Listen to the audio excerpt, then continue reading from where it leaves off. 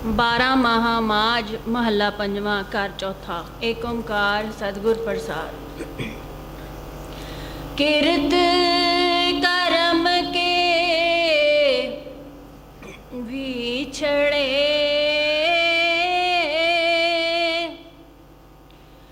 कर कृपा मेलो राम।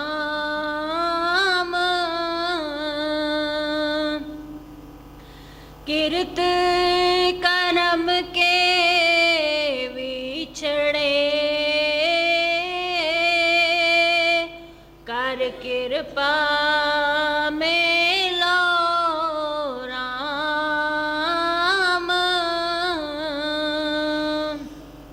ਅੱਜ 14 ਮਾਰਚ 2021 ਐਤਵਾਰ ਦਾ ਦਿਨ ਚੇਤ ਮਹੀਨੇ ਦੀ ਸੰਗਰਾਂਦ ਜਿਹੜੀ ਹੈ ਉਹ ਸ਼ੁਰੂ ਹੋ ਰਹੀ ਹੈ। ਸੱਚੇ ਪਾਤਸ਼ਾਹ ਨਵਾਂ ਸੰਮਤ, ਵੈਸੇ ਨਵਾਂ ਸੰਮਤ ਅਸੀਂ ਜਦੋਂ ਨਵਰਾਤਰੇ ਆਉਂਦੇ ਹਨ, ਪਹਿਲੇ ਨਵਰਾਤਰੇ ਵਾਲੇ ਦਿਨ ਨਵਾਂ ਸੰਮਤ ਜਿਹੜਾ ਉਹ ਆਮ ਤੌਰ 'ਤੇ ਗਿਣਿਆ ਜਾਂਦਾ, ਕਿਉਂਕਿ ਪੱਖੀ ਜਿਹੜਾ ਮਹੀਨਾ ਹੈ ਉਹਨੂੰ ਜ਼ਿਆਦਾ ਸ਼ੁਭ ਮੰਨਿਆ ਜਾਂਦਾ ਕਿ ਜਦੋਂ ਚੰਦਰਮਾ ਚੜ੍ਹਨਾ ਸ਼ੁਰੂ ਹੁੰਦਾ ਉਹ ਪਹਿਲਾ ਦਿਨ ਜਿਹੜਾ ਹੁੰਦਾ ਉਹਨੂੰ ਸ਼ੁਭ ਮੰਨਿਆ ਜਾਂਦਾ। ਇਸ ਕਰਕੇ ਉਦਣ ਇਹ ਨਵਾਂ ਸੰਮਤ ਮਨਾਇਆ ਜਾਂਦਾ। ਲੇਕਿਨ ਨਵਾਂ ਸੰਮਤ ਸੰਗਰਾਂਦੀ ਅੱਜ ਹੀ ਸ਼ੁਰੂ ਹੋ ਗਿਆ 2078, ਕਿਉਂਕਿ ਸੰਤ ਤੁਲਸੀਦਾਸ ਜੀ ਨੇ ਰਾਮਾਇਣ 'ਚ ਲਿਖਿਆ ਹੈ, ਸਮ ਪ੍ਰਕਾਸ਼ ਤਮ ਪਾਖ ਦੋਹੂ ਨਾਮ ਭੇਦ ਵਿਧਿ ਕੀਨ। ਸਮ ਹੁੰਦਾ ਬਰਾਬਰ, ਸਮ ਪ੍ਰਕਾਸ਼ ਬਰਾਬਰ ਪ੍ਰਕਾਸ਼ ਹੈ। ਕਾਹਦੇ 'ਚ? ਤਮ ਪਾਖ, ਤਮ ਹੁੰਦਾ ਹਨੇਰਾ, ਪ੍ਰਕਾਸ਼ ਤੇ ਹਨੇਰਾ, ਪਾਖ ਦੋਹੂ ਦੋਹੇ ਪੱਖਾਂ 'ਚ ਬਰਾਬਰ ਹੈ। ਕੋਈ ਪੱਖ ਹਨੇਰਾ ਨਹੀਂ, ਕੋਈ ਪੱਖ ਚਾਨਣਾ ਨਹੀਂ। ਸ਼ੰਕਾ ਤੁਲਸੀਦਾਸ ਜੀ ਨੇ ਜਿਹੜੀ ਸਾਡੀ ਰਾਮ ਚਰਿਤ੍ਰ ਮਾਨਸ ਹੈ ਉਹਦੇ 'ਚ ਲਿਖਿਆ, ਸਮ ਪ੍ਰਕਾਸ਼ ਤਮ ਪਾਖ ਦੋਹੂ, ਦੋਨੇ ਪੱਖਾਂ 'ਚ ਬਰਾਬਰ ਹੈ। ਨਾਮ ਭੇਦ ਵਿਧਿ ਕੀਨ, ਵਿਧਾਤਾ ਨੇ ਨਾਂ ਵੱਖਰੇ ਵੱਖਰੇ ਰੱਖਤੇ। ਇੱਕ ਕ੍ਰਿਸ਼ਨ ਪਕਸ਼ ਹੈ, ਇੱਕ ਜਿਹੜਾ ਚਾਨਣ ਦਾ ਪਕਸ਼ ਹੈ, ਸ਼ੁਕਲ ਪਕਸ਼ ਹੈ, ਦੋਨੋਂ ਰੱਖ ਦਿੱਤੇ। ਕਿਉਂ? ਸਮ ਪ੍ਰਕਾਸ਼ ਤਮ ਪਾਖ ਦੋਹੂ ਨਾਮ ਭੇਦ ਵਿਧਿ ਕੀਨ। ਸਸੀ ਸੋਸ਼ਕ, ਪੋਸ਼ਕ ਸਮਝ, ਇੱਕ ਸੋਸ਼ਕ ਛੋਟਾ ਹੋ ਜਾਣਾ, ਪੋਸ਼ਕ ਵੱਡਾ ਹੋ ਜਾਣਾ। ਚੰਦਰਮਾ ਦਾ ਆਕਾਰ ਵੇਖ ਕੇ ਸਸੀ ਸੋਸ਼ਕ, ਛੋਟਾ ਹੋ ਗਿਆ ਤਾਂ ਉਹ ਮੱਸਿਆ ਵੱਲ ਨੂੰ ਜਾ ਰਿਹਾ, ਵੱਡਾ ਹੁੰਦਾ ਜਾ ਰਿਹਾ ਤਾਂ ਪੁੰਨਿਆ ਵੱਲ ਨੂੰ ਜਾ ਰਿਹਾ। ਸਸੀ ਸੋਸ਼ਕ ਪੋਸ਼ਕ ਸਮਝ, ਜਗ ਜਸ ਅਪ ਜਸ ਦੀਨ। ਸੰਸਾਰ ਨੇ ਇੱਕ ਪੱਖ ਨੂੰ ਜਸ ਦੇ ਦਿੱਤਾ, ਦੂਜੇ ਪੱਖ ਨੂੰ ਅਪ ਜਸ ਦੇ ਦਿੱਤਾ ਕਿ ਹਨੇਰਾ ਪੱਖ ਹੈ, ਆਹ ਕੰਮ ਨਾ ਕਰਿਓ। ਚੰਦਰਮਾ ਆਕਾਸ਼ 'ਚ ਹੀ ਹੈ, ਚੰਦਰਮਾ ਕਿਤੇ ਗਾਇਬ ਨਹੀਂ ਹੋਇਆ, ਉੱਥੇ ਹੀ ਹੈ। ਸੂਰਜ ਵੀ ਉੱਥੇ ਹੀ ਹੈ। ਰਾਤ ਨੂੰ ਹਨੇਰਾ ਹੋ ਜਾਂਦਾ ਫਿਰ ਤਾਂ ਰੋਣ ਲੱਗ ਜਾਈਏ ਕਿ ਸੂਰਜ ਤਾਂ ਗਾਇਬ ਹੋ ਗਿਆ, ਸੂਰਜ ਉੱਥੇ ਹੀ ਹੈ। ਧਰਤੀ ਘੁੰਮ ਰਹੀ ਹੈ, ਧਰਤੀ ਸੂਰਜ ਦੀ ਪਰਿਕਰਮਾ ਕਰ ਰਹੀ ਹੈ। ਜਿੱਥੇ ਜਿੱਥੇ ਸੂਰਜ ਦਾ ਪ੍ਰਕਾਸ਼ ਆਉਂਦਾ ਹੈ ਉੱਥੇ ਧੁੱਪ ਹੁੰਦੀ ਹੈ, ਸੂਰਜ ਹੈ। ਜਿੱਥੇ ਜਿੱਥੇ ਸੂਰਜ ਦੂਰ ਹੋ ਜਾਂਦਾ ਉਸ ਵਾਤਾਵਰਨ 'ਚੋਂ ਤਾਂ ਉੱਥੇ ਜਿਹੜਾ ਅੰਧੇਰਾ ਹੋ ਜਾਂਦਾ। ਇਸੇ ਤਰ੍ਹਾਂ ਹੀ ਹੈ, ਹੋਰ ਕੁਛ ਨਹੀਂ। ਕੋਈ ਪੱਖ ਵਧੀਆ ਨਹੀਂ, ਕੋਈ ਪੱਖ ਘਟੀਆ ਨਹੀਂ, ਦੋਨੋਂ ਬਰਾਬਰ ਹਨ। ਸੋ ਇਸ ਕਰਕੇ ਮਹਾਰਾਜ ਨੇ ਕਿਹਾ, ਕਿਰਤ ਕਰਮ ਕੇ ਵਿਛੜੇ ਕਰ ਕਿਰਪਾ ਮੇਲੋ ਰਾਮ। ਇਹ ਸੰਗਰਾਂਦ ਜਿਹੜੀ ਹੈ ਅੱਜ ਚੇਤ ਦਾ ਮਹੀਨਾ ਚੜ੍ਹ ਗਿਆ ਹੈ। ਸਾਰਿਆਂ ਨੂੰ ਬਹੁਤ ਬਹੁਤ ਮੁਬਾਰਕ ਹੋਵੇ, ਲੱਖ ਲੱਖ ਵਧਾਈਆਂ ਹੋਣ। ਸੱਚੇ ਪਾਤਸ਼ਾਹ ਜੋ ਲੰਘ ਗਿਆ ਸੋ ਲੰਘ ਗਿਆ, ਬੀਤ ਗਈ ਸੋ ਬੀਤ ਗਈ, ਬੀਤੀ ਦੀ ਯਾਦ ਸਤਾਏ ਕਿਉਂ। ਜੋ ਬੀਤ ਗਿਆ ਉਹ ਬੀਤ ਗਿਆ, ਉਹਦੀ ਯਾਦ ਮਤ ਕਰੋ। ਚੰਗਾ ਹੈ ਤਾਂ ਵੀ ਸਾਨੂੰ ਕੋਈ ਫਾਇਦਾ ਨਹੀਂ ਹੋਣਾ, ਜੇ ਮੰਦਾ ਲੰਘ ਗਿਆ ਤਾਂ ਵੀ ਕੋਈ ਨਹੀਂ। ਅਗਲੇ ਦੀ ਸੋਚੋ ਕਿ ਅੱਜ ਜਿਹੜਾ ਹੈ, ਜਿਹੜਾ ਵਰਤਮਾਨ ਹੈ, ਕੱਲ੍ਹ ਨੂੰ ਤਾਂ ਪਤਾ ਹੀ ਨਹੀਂ ਕੀ ਆਉਣਾ। ਕੱਲ੍ਹ ਤਾਂ ਕਿਸੇ ਨੇ ਅੱਜ ਤੱਕ ਵੇਖੀ ਨਹੀਂ ਵੇਖੀ, ਵੇਖੀ ਹੈ ਤਾਂ ਅੱਜ ਵੇਖੀ ਹੈ, ਜਾਂ ਬੀਤੀ ਹੋਈ ਕੱਲ੍ਹ, ਉਹਨੂੰ ਯਾਦ ਕਰਨ ਦਾ ਕੋਈ ਫਾਇਦਾ ਹੀ ਨਹੀਂ। ਸਿਰਫ ਅੱਜ ਦਾ ਜਿਹੜਾ ਮਹਾਤਮ ਹੈ, ਅੱਜ ਦੀ ਹੀ ਸਾਡੇ ਕੋਲੇ ਮਨਜ਼ੂਰੀ ਮਹਾਰਾਜ ਨੇ ਦਿੱਤੀ ਹੋਈ ਹੈ ਕਿ ਅੱਜ ਨੂੰ ਵਰਤ ਲੈ ਜਿੰਨਾ ਵਰਤਣਾ, ਕੱਲ੍ਹ ਤੇ ਪਿਛਲੇ ਕੱਲ੍ਹ ਦੀ ਗੱਲ ਨਾ ਕਰ। ਸੋ ਇਸ ਕਰਕੇ ਅੱਜ ਸਾਡੇ ਵਾਸਤੇ ਬੜਾ ਸ਼ੁਭ ਦਿਹਾੜਾ ਹੈ, ਨਵਾਂ ਸੰਮਤ ਚੜ੍ਹ ਰਿਹਾ ਹੈ। ਸੱਚੇ ਪਾਤਸ਼ਾਹ ਅੱਗੇ ਮੇਰੀ ਫਰਿਆਦ ਹੈ, ਬੇਨਤੀ ਹੈ, ਜੋਦੜੀ ਹੈ, ਸਭ ਸੰਗਤਾਂ ਨੂੰ ਆਪਣੇ ਚਰਨਾਂ ਦੇ ਨਾਲ ਲਾਵੇ, ਆਪਣਾ ਨਾਮ ਦੇਵੇ, ਆਪਣੇ ਪ੍ਰੇਮ ਦੇ ਨਾਲ ਰੰਗ ਦੇਵੇ ਤਾਂ ਕਿ ਦੌੜੀਆਂ ਤੇਰੇ ਦਰਵਾਜ਼ੇ ਤੇ ਆਉਣ। ਕਿਉਂਕਿ ਇੱਕ ਗੱਲ ਮੈਨੂੰ ਤਾਂ ਪਤਾ ਹੈ, ਇੱਕ ਗੱਲ ਮਹਾਤਮਾ ਕਿਹਾ ਕਰਦੇ ਨੇ ਕਿ ਉਹਦੇ ਦਰਵਾਜ਼ੇ ਤੇ ਬੈਠ ਕੇ ਰੱਟ ਲਾਈ ਜਾਓ, ਉਹਦੇ ਦਰਵਾਜ਼ੇ ਤੇ ਬੈਠ ਕੇ ਰੱਟ ਲਾਈ ਜਾਓ। ਤੁਸੀਂ ਇਹ ਨਾ ਸੋਚੋ ਮੇਰੀ ਸੁਣੀ ਨਹੀਂ। ਮੱਖੀ ਭਿਣ ਕਰਦੀ ਰਹਿੰਦੀ ਹੈ ਨਾ, ਉਹਨੂੰ ਹਰ ਵਾਰੀ ਕੁਝ ਮਿਲਦਾ ਨਹੀਂ, ਆਉਂਦੀ ਆ, ਲੇਕਿਨ ਅਸੀਂ ਉਹਦਾ ਤਿਰਸਕਾਰ ਕਰ ਦਿੰਦੇ ਹਾਂ। ਉਹਨੇ ਆਪਣਾ ਕੰਮ ਕਰਨਾ ਹੀ ਕਰਨਾ, ਅਸੀਂ ਜਾਣਾ ਹੀ ਜਾਣਾ ਉਹਦੇ ਦਰਵਾਜ਼ੇ ਤੇ।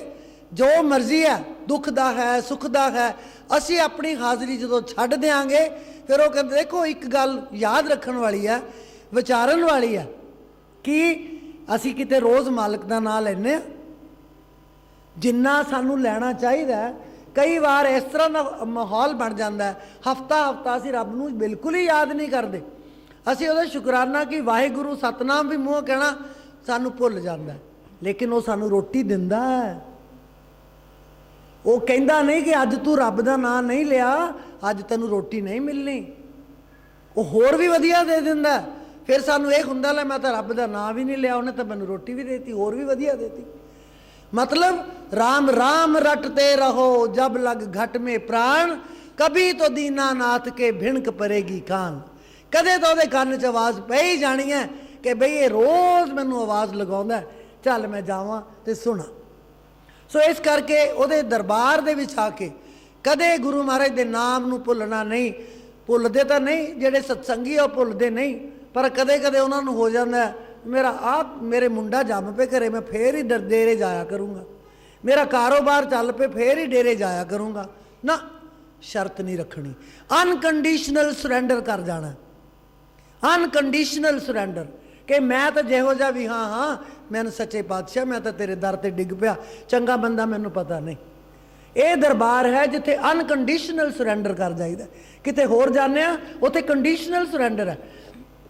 तो आप अपराध किया सी, आ जा बह जा, इस अपराध का फल तेन मिलूगा, समझ गए। इत्थे कुछ नहीं। एक व्यक्ति 90 साल की उसकी उम्र सी, एक खलीफा सी, और कहना सी कि मैं 40 दिनों का वर्त रखन तो बाद अज मैं पहला भोजन छकाना है, पहला किसी को छका के फिर छकांगा। वैसे वो आदत सी कि पहला किसी को भोजन छकाउंदा सी फिर छकदा सी। हुण वो बाहर वेट कर रहा, वेख रहा मैं किहनूं भोजन छकावां। एक बहुत बिरध व्यक्ति 90 साल का वो लंघिया जा रहा सी, उन्होंने रोकया, कहते बजुर्गो प्रशादा छक के जाओ, क्योंकि उन्हें आप वर्त खोलना सीगा। वो बैठ के जाओ, वो भी बेचारा बड़े दिनों का भुखा सी, ਉਹਦੀ जान च जान आ गई कि मैनू रोटी मिल रही है। उन्हें चौकड़ी मारी, थाल लग के सामने आ गया।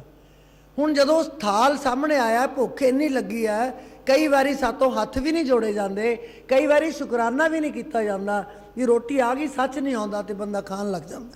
पेट की भुख, उन्हें हथ भी नहीं जोड़े, उन्हें नमस्कार भी नहीं की, फटाफट रोटी तोड़ी मूँह च पा ली। वो जड़ा खलीफा से वो सामने देख रहा सी, उन्हें फटाफट ही थाली चुकी, एक बुरकी मूँह च पाई, उन्हें फटाफट थाली चुकी तो परे लै गया। कहना तू तो मालक नूं नमस्कार ही नहीं की, तू उन्होंने याद ही नहीं किया, तेनू रोटी काहदी। वो बेचारा तुर पिया, भुखा सी, तुरया भी ना जाए, तुरया जा रहा 10-20 कदम गया, आकाशबाणी हुई, उस खलीफे नूं सुनाया महाराज ने, कहते गल सुन, ये 90 साल का बजुर्ग है, इन्हें अज तक मेरा नाम नहीं लिया, इनू पता ही नहीं कि भजन बंदगी भी की चीज़ है, कदे याद ही नहीं किया। इनू 90 साल हो गए, मैं रोज़ रोटी देना, तू अज दिती सी, अज थाली चक के लै गया, अगों अज ही दिती है, तू अज ही थाली चक के लै गया, ये तू बहुत वड्डा अपराध किया। वो फिर दौड़िया वो मगर, उन्हें लभ लिया उन्होंने बजुर्गों को, कहते मैथों गलती हो गई, आओ भोजन छको। वो बेचारे चुपचाप तुर पे। मतलब है कि मालक जिहड़ा है वो साडे नाल भी, जे तू रब वसारिया तो रब ना विसरे होए, तू वसार देंगा रब नूं, पर रब तैनू वसारदा नहीं, वो तेरे सारे काम काज लुके छुपे कर ही जाता है। सो इस करके जिन्ना भी हो सकता है, जिन्नी भी साध संगत की हाज़री भरी जा सकती है, सब तो उत्तम स्थान है सत्संगत। किते भी हुंदा होवे सत्संग, चले जाओ, की पता किहड़ी गल तुहाडे काम दी होवे, हो किहड़ी गल जिहड़ी वो तुहाडा जीवन बदल के रख देवे, नहीं पता। ये जाके पता लगता है जो व्यक्ति दसते हैं कि अज मैं सत्संग च गया, उत्थे इंज होया, उत्थे ये होया, ना जान वाला फिर पश्चाताप च हो जाता है कि आ तो मैं बहुत वड्डी घाटे दे विच गल कर ली कि ये मैं जाना चाहिए सी, मैं भी जरूर सुनदा। क्योंकि जिन्ना चिर असी ये कन्न मालक का नाम नहीं सुनते ना, ये कन्न काहदे लई दिते ने? मालक का नाम सुनन वास्ते। बाकी गल्लां भी सुनते हाँ असी, पर यह भी सुनना है। सो इस करके एक इक्को एक इंद्रा है, ये कन्न दो नहीं। अखां भी इक्को ही इंद्रा है, नक भी इक्को ही इंद्रा है। ये ज्ञान इंद्रे हैं। कन्न हन, दो अखां, एक अखां, दूजे कन्न, तीजा नक, चौथी जीभ। जिन्हें झट दस देना कौड़ी है मिठी है, वो जीभ जिहड़ा वो सब तो वधिया ज्ञान इंद्रा है। तो पंजवां ज्ञान इंद्रा साडी चमड़ी है, जिन्हें ठंडी तत्ती हवा जो भी है साडी चमड़ी ने दसना है वो दस दिंदी है। ये पांच ज्ञान इंद्रे है, पांच ही कर्म इंद्रे है। मूँह कर्म इंद्रा है, जीभ जिहड़ी है वो ज्ञान इंद्रा है, पर मूँह के जरिए असी खाने हाँ, ये साडा कर्म इंद्रा है। दो इंद्रे हेठदे हैं, जे वो किते बंद हो जान, जे बंदे नूं सुसू आया है वो ना जावे या रुक गया तो वो तो सब तो वध भुचाल पै जांदा है। हत्थ जिहड़े हैं वो साडे कर्म इंद्रे हैं, पैर जिहड़े हैं वो कर्म इंद्रे हैं। ज्ञान अखां ने दिता, काम हत्थां ने कीता, पैर गांह नूं वधे। इन्हां ने देख के दसिया, पैर गांह तुरे, काम हत्थां ने कीता। सो इस तरह ये ज्ञान इंद्रे ते कर्म इंद्रे इकट्ठे चलते हैं। इन्हां दे नाल ही असी साध संगत भी जाने हाँ, इन्हां दे नाल ही असी साध संगत का रस भोगते हाँ, आनंद लैने हाँ। सो ये आनंद जिहड़ा है ये नसीब नाल ही मिलता है, एवें नहीं मिलता। सो आओ गुरु महाराज की बाणी नाल जुड़िए। पंजवें पातशाह श्री गुरु अर्जन देव जी महाराज राग माझ दे विच 12 माहां दा वर्णन करते हैं। अज फिर शुरू करन लगे हाँ। किरत कर्म के विछड़े कर किरपा मेलो राम, कीते हुए कर्मां दे कारण तेरा विछोड़ा हो गया। काल नूं रूहां सौंपतियां दयाल ने, काल नूं रूहां सौंपतियां। जदों असी किसी दे वस पै गए, ओहदे बन गए, काल दे बन गए। असी हुण उत्थे जाके असी कह दिंदे भी ओहदे हुक्म तो बिना पत्ता नहीं झुलदा। बिल्कुल ठीक है गल, जो कुछ हो रहा ओहदे हुक्म च हो रहा, लेकिन तैनू कर्म करन दी स्वतंत्रता उन्हें दिती हुई है। भुल जाओ ये गल कि जो मैं कर रहा वो खुदा करवा रहा। उन्हें तैनू आज़ादी दिती हुई है कि तू कर्म कर सकता है। उत्थे जे तू शुरू जिहो जिहा करेगा तेरे नाल उदां दी इमदाद उन्हें दे देनी है। काम शुरू तेरे वल्लों होऊगा, चंगा कर या माड़ा कर, काल दे नाल लग के कर या दयाल दे नाल लग के कर। उन्हें स्वतंत्रता दिती हुई है। असी अपने कीते हुए कर्मां करके विछड़दे हां। जे ये ना हुंदी तां उन्हां नूं की लोड़ सी कहण दी मन अचेत पाप ते डर रहे। ਇਹਦਾ मतलब अचेत पाप भी ਜਿਹੜਾ सातों हो जाता है, उत्थे भी तू सोच तेनू सोझी हो सकती है, उत्थे भी तू अपनी दिमाग वरत सकता है, उत्थों भी माड़े काम तो बच सकता है। लेकिन असी धक्का दे तुरे जाने आ। काहदे लई? अज संसार ते इक्को ही गल फैली हुई है, लालच, पैसा। जिहदे कोल करोड़ रुपया बैंक च पिया वो भी कहंदा होर होवे, जिहदे कोल अरब रुपया पिया वो भी कहंदा होर होवे। हुण तुसीं साडे देश का हाल देख चुके हो, देश विक गया। क्यों? तृष्णा जिहड़ी है वो पूरी नहीं हुई। तृष्णा जिन्हों असी साधु कहने, जिन्हों असी ये कहने कि इस बंदे की तो लोड़ ही कोई नहीं, उन्हें देश ही बेचता। क्यों? सिर्फ लालच वश होके। संसार लालच के घाट ते चल रहा है। ये तृष्णा पूरी नहीं। एक तो हुंदी भुख, भुख तो 2 रोटियां दी है, 2.5 खा के पूरी हो जू जे ज़्यादा स्वाद लगी। लेकिन तृष्णा जिहड़ी है वो ये है कि मैं तो 2 खा लियां, हुण 10 मैं बन के भी ले जावां घर। ये नहीं पता वो जहर बन के ले जा रहा है, खा के अमृत जा रहा है, खा के अमृत जा रहा है, लैके जहर जा रहा है। जिहड़ा मेरे वर्गे ने सुख सुखी हुई है ना, सच्चे पातशाह मेरे गोडे ठीक हो जान, मैं लंगर ला के जावां, मेरे तो गोडे ठीक हो गए। तो जिहड़ा वो खा गया ਉਹਦੇ ਲਈ भी अमृत है, ਉਹਦੇ भी ठीक हो जाएंगे। लेकिन जिहड़ा बन के लै गया वो जहर लै गया। जिहड़े मेरे माड़े मोटे ठीक होए आ हुण वो गांह दूजां दे लग जा। ये गल बहुत विचारन वाली है, बहुत विचारन वाली है। सो इस करके एक कर्म हो जाता है, सुभावक ही सानू पता नहीं लगता। लालच वश हो के कर्म हुंदा है। वो लालच तो थोड़ा जिहा निकल जाओ, थोड़ा जिहा मगर अपने बजुर्गों वाल वेखो कि कैसी रोटी खांदे सी, किवें साइकिल भी हुंदे नहीं सी, तुर के जाते सन, किते साइकिल मिल गए बागो बाग हो गए। वो अज साडी लस्ट पूरी नहीं हो रही। तो थोड़ा जिहा सीमित खेतर दे विच आओ, अपने लालच नूं घटाओ ताकि असीं महाराज दे दरबार च आ सकीए। कर कृपा मेलो राम। हे प्रभु, हे राम, हे ईश्वर, हे वाहिगुरु, कृपा करके मैनू मेल लै। जे तू कहे ना मैं कर्म करके तैनू मिल जावांगा, नहीं मिल सकता। मैं ऐसा कर्म नहीं कर सकता जिहदे नाल मेरा ते तेरा मिलाप हो जावे। तू दया करे तो सब कुछ ही हो जाए। इक्को ही दया, तुसी लख दवाइयां खा लो, जो दी दया नहीं होई राम नहीं आउंदा। जे उहदी दया होगी तो तुसी उहदा नाम लैके तर जाओगे। उन्होंने कहा कि सब दुखों को दूर करने वाला केवल रब का नाम है। केवल वो साडे अंदर ही बैठा है, किते बाहर जाण की लोड़ नहीं, किते बाहर तपस्या करन दी, गड्डियां चढ़न दी, बसां चढ़न दी कोई लोड़ नहीं। असी सानू संतोख ही नहीं आउंदा।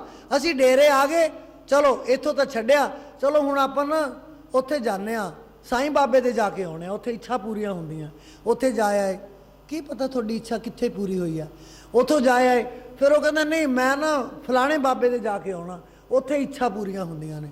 ਉਹ फलाणे गुरुद्वारे च जाना, उत्थे इच्छा पूरियां हुंदियां ने। मतलब यदि इच्छा पूरी नहीं होनी चाहती, इच्छा पूरी होनी है सतगुर दे दरबार च होनी है। जिहड़ा झोड़ियां गठड़ियां बन्नी बैठा, बस तेरी नीयत वेखदा, उन्हें नाल दी नाल लुटा देनी है। नीयत वेखदा तेरी, बस नीयत साफ होनी चाहिए है। नीति के मुताबिक नहीं चल सकते असी, सानू नहीं पता नीति की है। नीयत साफ रखो, महाराज थोड़े नाल हो जाएगा, सारे दुख दलिद्दर दूर हो जाएंगे जी। अगली चार कुंट दह दिस प्रमे, थक आए प्रभ की साम। हुण कर्म करद्या करद्या ये चारे दिशावां च चला गया। दह दिस, चार दिशा, उत्तर पूर्व पश्चिम दक्षिण, ये चार दिशा हैं। तो 10 दिशावां दे विच पूरब उत्तर, उत्तर पश्चिम, पश्चिम दक्षिण इदां मिला के 8 हो जांदियां ने, ते एक जमीन ते एक पाताल, 10 दिशावां हैं। 10 दिशावां दे विच कहंदे मैं जाया आया, मैनू कुछ मिलिया नहीं। भी कर्म जिहड़ा है सब तो ज़्यादा जरूरी है। कर्म सानू किसी दिशा च भटकन की लोड़ नहीं। कर्म जिहड़ा है उही असी करना है। जे तुसी रामायण पढ़ के वेख लो, विश्व कर्म प्रधान विश्व कर राखा, रामायण च लिखा संत तुलसीदास जी ने। कर्म प्रधान, कर्म प्रधान है विश्व दे विच, कर्म प्रधान विश्व कर राखा, जो जस करे सो तस फल चाखा। जो जैसा करेगा सो वैसा फल चख लेगा। बीजे तो छोले है तो कणक नहीं मिलेगी। रोज़ आप देखते हैं, जो बीजोगे सो वड्डोगे।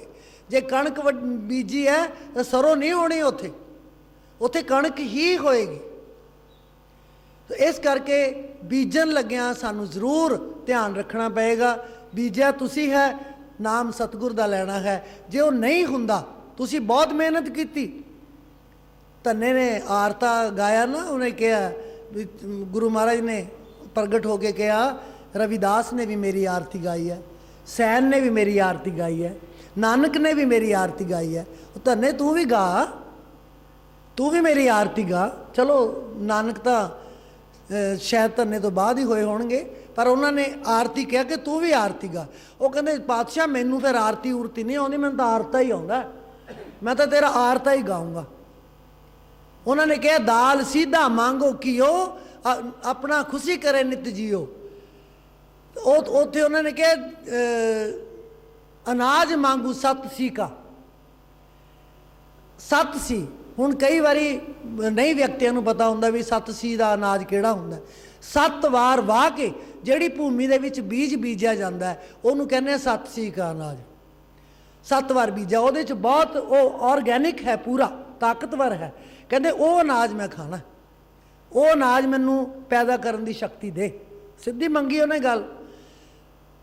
तो वो मतलब है कि उन्हें मेहनत तो आप करनी है ना, उन्हें उसकी इमदाद मंगी है कि मैं 7 वार जमीन वाह के, हल वाह के फिर मैं जड़ा बीज है वो बीजांगा। हुण इत्थे देखो, वो 7 वार आप हल तो नहीं वाहन आया, चलो तन्ने का तो आ गया, तन्ने दी गऊँ तैं चारियां, तन्ने दे बच्चे तैं बन्ने, वो आ गया, प्रगट हो गया। लेकिन हर व्यक्ति तन्ने की घाट ते पहुँच नहीं सकता। ਤੇ ਜਦੋਂ ਅਸੀਂ ਉਹ ਕੰਮ ਕਰਾਂਗੇ ਤਾਂ ਅਨਾਜ ਹੋਏਗਾ। ਪਰ ਜੇ ਅਸੀਂ ਇੰਨੀ ਮਿਹਨਤ ਕਰਨ ਦੇ ਬਾਵਜੂਦ ਵੀ ਕੋਈ ਹੜ੍ਹ ਆ ਗਿਆ, ਕੋਈ ਪੁੱਠੀ ਹਵਾ ਵਗ ਪਈ, ਗੜੇ ਵਗ ਪਏ, ਸਾਡੀ ਧਰਤੀ ਦੇ ਵਿੱਚ ਫਸਲ ਨਹੀਂ ਹੁੰਦੀ, ਉੱਥੇ ਅਸੀਂ ਕਹਿ ਸਕਦੇ ਹਾਂ ਸੱਚੇ ਪਾਤਸ਼ਾਹ ਤੇਰੀ ਕਿਰਪਾ ਨਹੀਂ ਹੋਈ ਤਾਂ ਅਨਾਜ ਨਹੀਂ ਹੋਇਆ, ਮੈਂ ਆਪਣੀ ਮਿਹਨਤ ਕਰ ਲਈ। ਮਾਲੀ ਦਾ ਕੰਮ ਪਾਣੀ ਲਾਉਣਾ, ਮਾਲੀ ਨੇ ਬਗੀਚੇ ਨੂੰ ਸੇਵਾ ਕਰਨੀ ਹੈ, ਉਹਦਾ ਕੀ ਕੰਮ ਹੈ? ਮਾਲੀ ਦਾ ਕੰਮ ਪਾਣੀ ਲਾਉਣਾ, ਭਰ ਮਸ਼ਕਾਂ ਲਾਵੇ, ਅੱਗੇ ਮਸ਼ਕਾਂ ਹੁੰਦੀਆਂ ਸੀ, ਭਰ ਮਸ਼ਕਾਂ ਲਾਵੇ। ਮਾਲਕ ਦਾ ਕੰਮ ਫਲ ਫੁੱਲ ਲਾਉਣਾ, ਲਾਵੇ ਜਾਂ ਨਾ ਲਾਵੇ, ਇਹ ਕੰਮ ਉਹਦਾ ਹੈ। ਤੇਰਾ ਕੰਮ ਜਿਹੜਾ ਉਹ ਤੂੰ ਕਰਦਾ ਜਾ, ਤੂੰ ਨਾ ਆਪਣੇ ਪਾਣੀ ਦੇਣ ਤੋਂ ਰੁਕੀ, ਚੱਲੀ ਚੱਲ, ਉਹਦਾ ਕੰਮ ਹੈ ਫਲ ਲਾਉਣਾ। ਅੱਜ ਨਹੀਂ ਕੱਲ੍ਹ ਨੂੰ ਨਹੀਂ ਪਰਸੋਂ ਨੂੰ, ਜਦ ਤੂੰ ਆਪਣੀ ਮਿਹਨਤ ਤੇ ਆਏਗਾ ਉਹ ਆ ਕੇ ਫਲ ਲਾਏਗਾ ਹੀ ਲਾਏਗਾ, ਤੈਨੂੰ ਕੋਈ ਫਿਕਰ ਨਹੀਂ ਹੋਣਾ ਕਿ ਮੇਰਾ ਫਲ ਕਿਵੇਂ ਲੱਗੇਗਾ, ਉਹ ਚਿੰਤਾ ਉਹਨੂੰ ਹੈ। ਸੋ ਇਸ ਕਰਕੇ ਕਰਮ ਪ੍ਰਧਾਨ ਹੈ। ਰਾਮਾਇਣ ਲੈ ਲਓ, ਗੀਤਾ ਲੈ ਲਓ, ਸ਼੍ਰੀ ਗੁਰੂ ਗ੍ਰੰਥ ਸਾਹਿਬ ਜੀ ਮਹਾਰਾਜ, ਚਾਰੇ ਵੇਦ, ਚਾਰੇ ਸ਼ਾਸਤਰ ਜਾਂ 18 ਪੁਰਾਣ, ਜਿਹੜਾ ਮਰਜ਼ੀ ਗ੍ਰੰਥ ਲੈ ਲਓ, ਉਹਦੇ 'ਚ ਕਰਮ ਜਿਹੜਾ ਹੈ ਉਹ ਪ੍ਰਧਾਨ ਹੈ। ਭਗਵਾਨ ਕ੍ਰਿਸ਼ਨ ਨੇ ਅਰਜਨ ਨੂੰ ਕਰਮ ਤੇ ਹੀ ਗਿਆਨ ਦਿੱਤਾ ਹੈ ਗੀਤਾ ਦੇ ਵਿੱਚ ਕਿ ਕਰਮ ਕਰ, ਫਲ ਕੀ ਇੱਛਾ ਮਤ ਕਰ, ਕਰਮ ਕਰ, ਤੇਰਾ ਕੰਮ ਹੈ ਕਰਮ ਕਰਨਾ। ਜਦੋਂ ਅਸੀਂ ਪਹਿਲਾਂ ਗੁਰਦੁਆਰੇ ਜਾਂਦੇ ਹਾਂ ਨਾ, ਸੱਚ ਪੁੱਛੋ, ਅਸੀਂ ਵੀ ਛੋਟੇ ਹੁੰਦੇ ਐਵੇਂ ਕਰਦੇ ਸੀ, ਗੁਰਦੁਆਰੇ ਜਾਂਦੇ ਹਾਂ, ਸੱਚੇ ਪਾਤਸ਼ਾਹ ਮੈਂ ਅੱਜ ਸਾਡਾ ਰਿਜ਼ਲਟ ਨਿਕਲਣਾ, ਜੇ ਤਾਂ ਮੈਂ ਪਾਸ ਹੋ ਗਿਆ ਫਿਰ ਤਾਂ ਮੈਂ ਰੋਜ਼ ਤੇਰੇ ਦਰਵਾਜ਼ੇ ਤੇ ਆਇਆ ਕਰੂੰਗਾ, ਤੇ ਜੇ ਮੇਰੇ ਨੰਬਰ ਚੰਗੇ ਨਾ ਆਏ ਮੈਂ ਨਹੀਂ ਉਦੋਂ ਬਾਅਦ ਆਉਣਾ। ਹੁਣ ਉਹ ਡਰਦਾ ਥੋੜ੍ਹਾ ਹੈ ਵੀ ਇਹਨੇ ਆਉਣਾ ਨਹੀਂ ਤਾਂ ਮੈਂ ਕੀ ਕਰੂੰਗਾ, ਮੇਰਾ ਤਾਂ ਸੁੰਨਾ ਹੋ ਜੂ ਦਰਬਾਰ। ਉਹ ਡਰਦਾ ਡੁਰਦਾ ਨਹੀਂ, ਉਹ ਕਹਿੰਦਾ ਲੈ ਫਿਰ ਤੇਰੇ ਨੰਬਰ ਘੱਟ ਹੀ ਦਿੰਦਾ, ਮੈਂ ਵੇਖਦਾ ਆਉਣਾ ਕਿ ਨਹੀਂ। ਇਹ ਨਹੀਂ, ਅਸੀਂ ਕਰਮ ਜਿਹੜਾ ਹੈ ਉਹ ਗਲਤ ਕਰ ਬੈਠਦੇ ਹਾਂ। ਸਤਿਗੁਰ ਦੇ ਨਾਲ ਸਾਡੀ ਯਾਰੀ ਹੈ, ਸਾਡਾ ਮੁਕਾਬਲਾ ਨਹੀਂ, ਸਾਡੀ ਦੋਸਤੀ ਹੈ, ਸਾਡਾ ਮੁਕਾਬਲਾ ਨਹੀਂ। ਕਿਉਂਕਿ ਮੈਂ ਹਾਰ ਜਾਵਾਂ ਇਹਦੇ 'ਚ ਹੀ ਮੇਰੀ ਵਡਿਆਈ ਹੈ।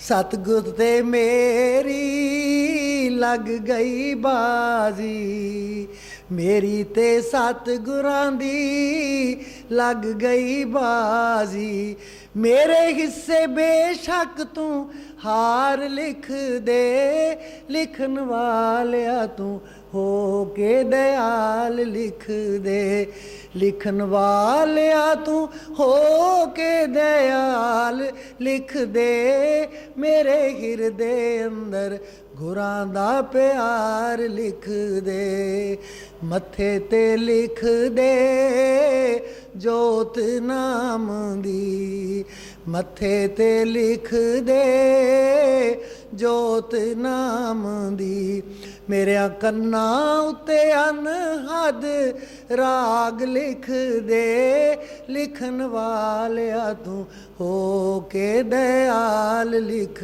ਦੇ, ਲਿਖਣ ਵਾਲਿਆ ਤੂੰ ਹੋ ਕੇ ਦਇਆਲ ਲਿਖ ਦੇ, ਮੇਰੇ ਹਿਰਦੇ ਅੰਦਰ ਗੁਰਾਂ ਦਾ ਪਿਆਰ ਲਿਖ ਦੇ, ਜੀਬਾਂ ਤੇ ਲਿਖ ਦੇ ਨਾਮ ਗੁਰੂ ਦਾ, ਜੀਬਾਂ ਤੇ ਲਿਖ ਦੇ ਨਾਮ ਗੁਰੂ ਦਾ, ਮੇਰਿਆਂ ਨੈਣਾਂ ਅੰਦਰ ਗੁਰਾਂ ਦਾ ਦੀਦਾਰ ਲਿਖ ਦੇ, ਲਿਖਣ ਵਾਲਿਆ ਤੂੰ ਹੋ ਕੇ ਦਇਆਲ ਲਿਖ ਦੇ, ਲਿਖਣ ਵਾਲਿਆ ਤੂੰ ਹੋ ਕੇ ਦਇਆਲ ਲਿਖ ਦੇ, ਮੇਰੇ ਹਿਰਦੇ ਅੰਦਰ ਗੁਰਾਂ ਦਾ ਪਿਆਰ ਲਿਖ ਦੇ, ਹੱਥਾਂ ਤੇ ਲਿਖ ਦੇ ਸੇਵਾ ਸੰਗਤ ਦੀ, ਹੱਥਾਂ ਤੇ ਲਿਖ ਦੇ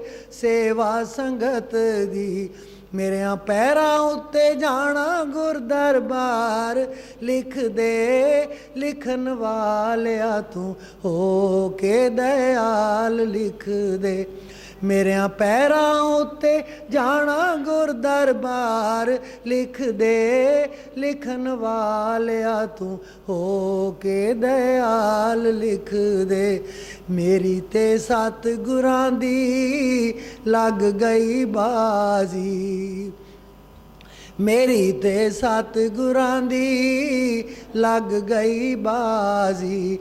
मेरे हिस्से बेशक तू हार लिख दे, लिखन वालिया तू हो के दयाल लिख दे, लिखन वालिया तू हो के दयाल लिख दे। मेरे हिरदे अंदर गुरां दा प्यार लिख दे। सो ये है गुरु दा प्यार। भावें सारा संसार छुट जावे पर तेरा प्यार मैथों ना छुटे, इन्ना क होना चाहिए। क्योंकि सतगुर अकाल पुरख ते जीव दे विचाले सतगुर जिहड़ा है वो कड़ी है। सतगुर ने अकाल पुरख नूं मिलाउणा है। जदों सतगुर आप अकाल पुरख नूं रोज़ मिलदे आ, मैं अकाल पुरख तो की लैणा? मैनू मेरा सतगुर मिल गया, आपे मेरा गुट फड़ेगा तो गांह लै जाएगा, जिथे मर्जी लै जाए, भावें किसी मंजिल से लै जाए। मैनू की है, मैं ये नहीं कहना कि मैनू अकाल पुरख ताईं पहुँचा दी। मैं तो सतगुर के चरणों 'च बह जाना है। सच्चे पातशाह जिथे तू जाना उत्थे मैनू भी लै जा, बस लजा ना लजा, मैनू आपदे चरण ना छड़ाई, जो मर्जी कर। सो इस करके जो इस घाट ते आ जावांगे फिर साडा कर्म जिहड़ा है वो जरूर सुधर जाएगा। चार कुंट दह दिस प्रमे थक आए प्रभ की साम। सारियां थावां ते घुम के जाके अखीर मैं गुरु की शरण च आ गया कि सच्चे पातशाह हुण तू मैनू बख्श जी। तेन दुदै ते बाहरी, किते न आवे काम। हुण असीं वेखदे हां हर शहर दे विच, हर मंडी दे विच, हर पिंड दे विच एक समस्या आई हुई है, आवारा पशु है ना। एक समस्या आई हुई है आवारा पशु। ये अज नहीं, ये पहला भी सी। संत तुलसीदास लिखते ने ढोल गंवार जिहड़ा तुसी लफ्ज़ कहने हो, पहला मैं वो दस दी हाँ, वो गलत है। क्योंकि उन्होंने हथ लिखत मिली है, उहदे चों उन्होंने असलीयत की है वो हुणे जे पिछे जे दुनिया ते ज़ाहिर की है। ढोल गंवार शूद्र पशु नारी सकल ताड़ना के अधिकारी, उन्होंने ये लिखा। क्योंकि गलती है रमैन च। हुण देखो असीं गुरु ग्रंथ साहब की कोई प्रतिलिपि लैके आने आ, कोई उहदे च मिसटेक है वो पहला ठीक की हुई है, फिर वो दिंदे ने कि आ गलती है पैन नाल ठीक की है। लेकिन रमैन दे विच इन्नियां क गलतियां किसी ने किसी कलम नाल ठीक कीतियां ही नहीं। कीतियां तो मैनूं विखा दिओ। सो संतां दी वो जिहड़ी लिखत है वो मिली, उहदे च लिखिया है ढोल गंवार क्षुद्ध पशु नारी। क्षुद्ध पशु आवारा पशु, रारी नारी नहीं लिखिया, क्षुद्ध पशु रारी। रारी हुंदा झगड़ालू। लोग कई इस गल का ही गुस्सा कर गए कि संतां ने तुलसीदास जी ने इस्त्री का नरादर किया। वो इस्त्री का तो नरादर किया ही नहीं।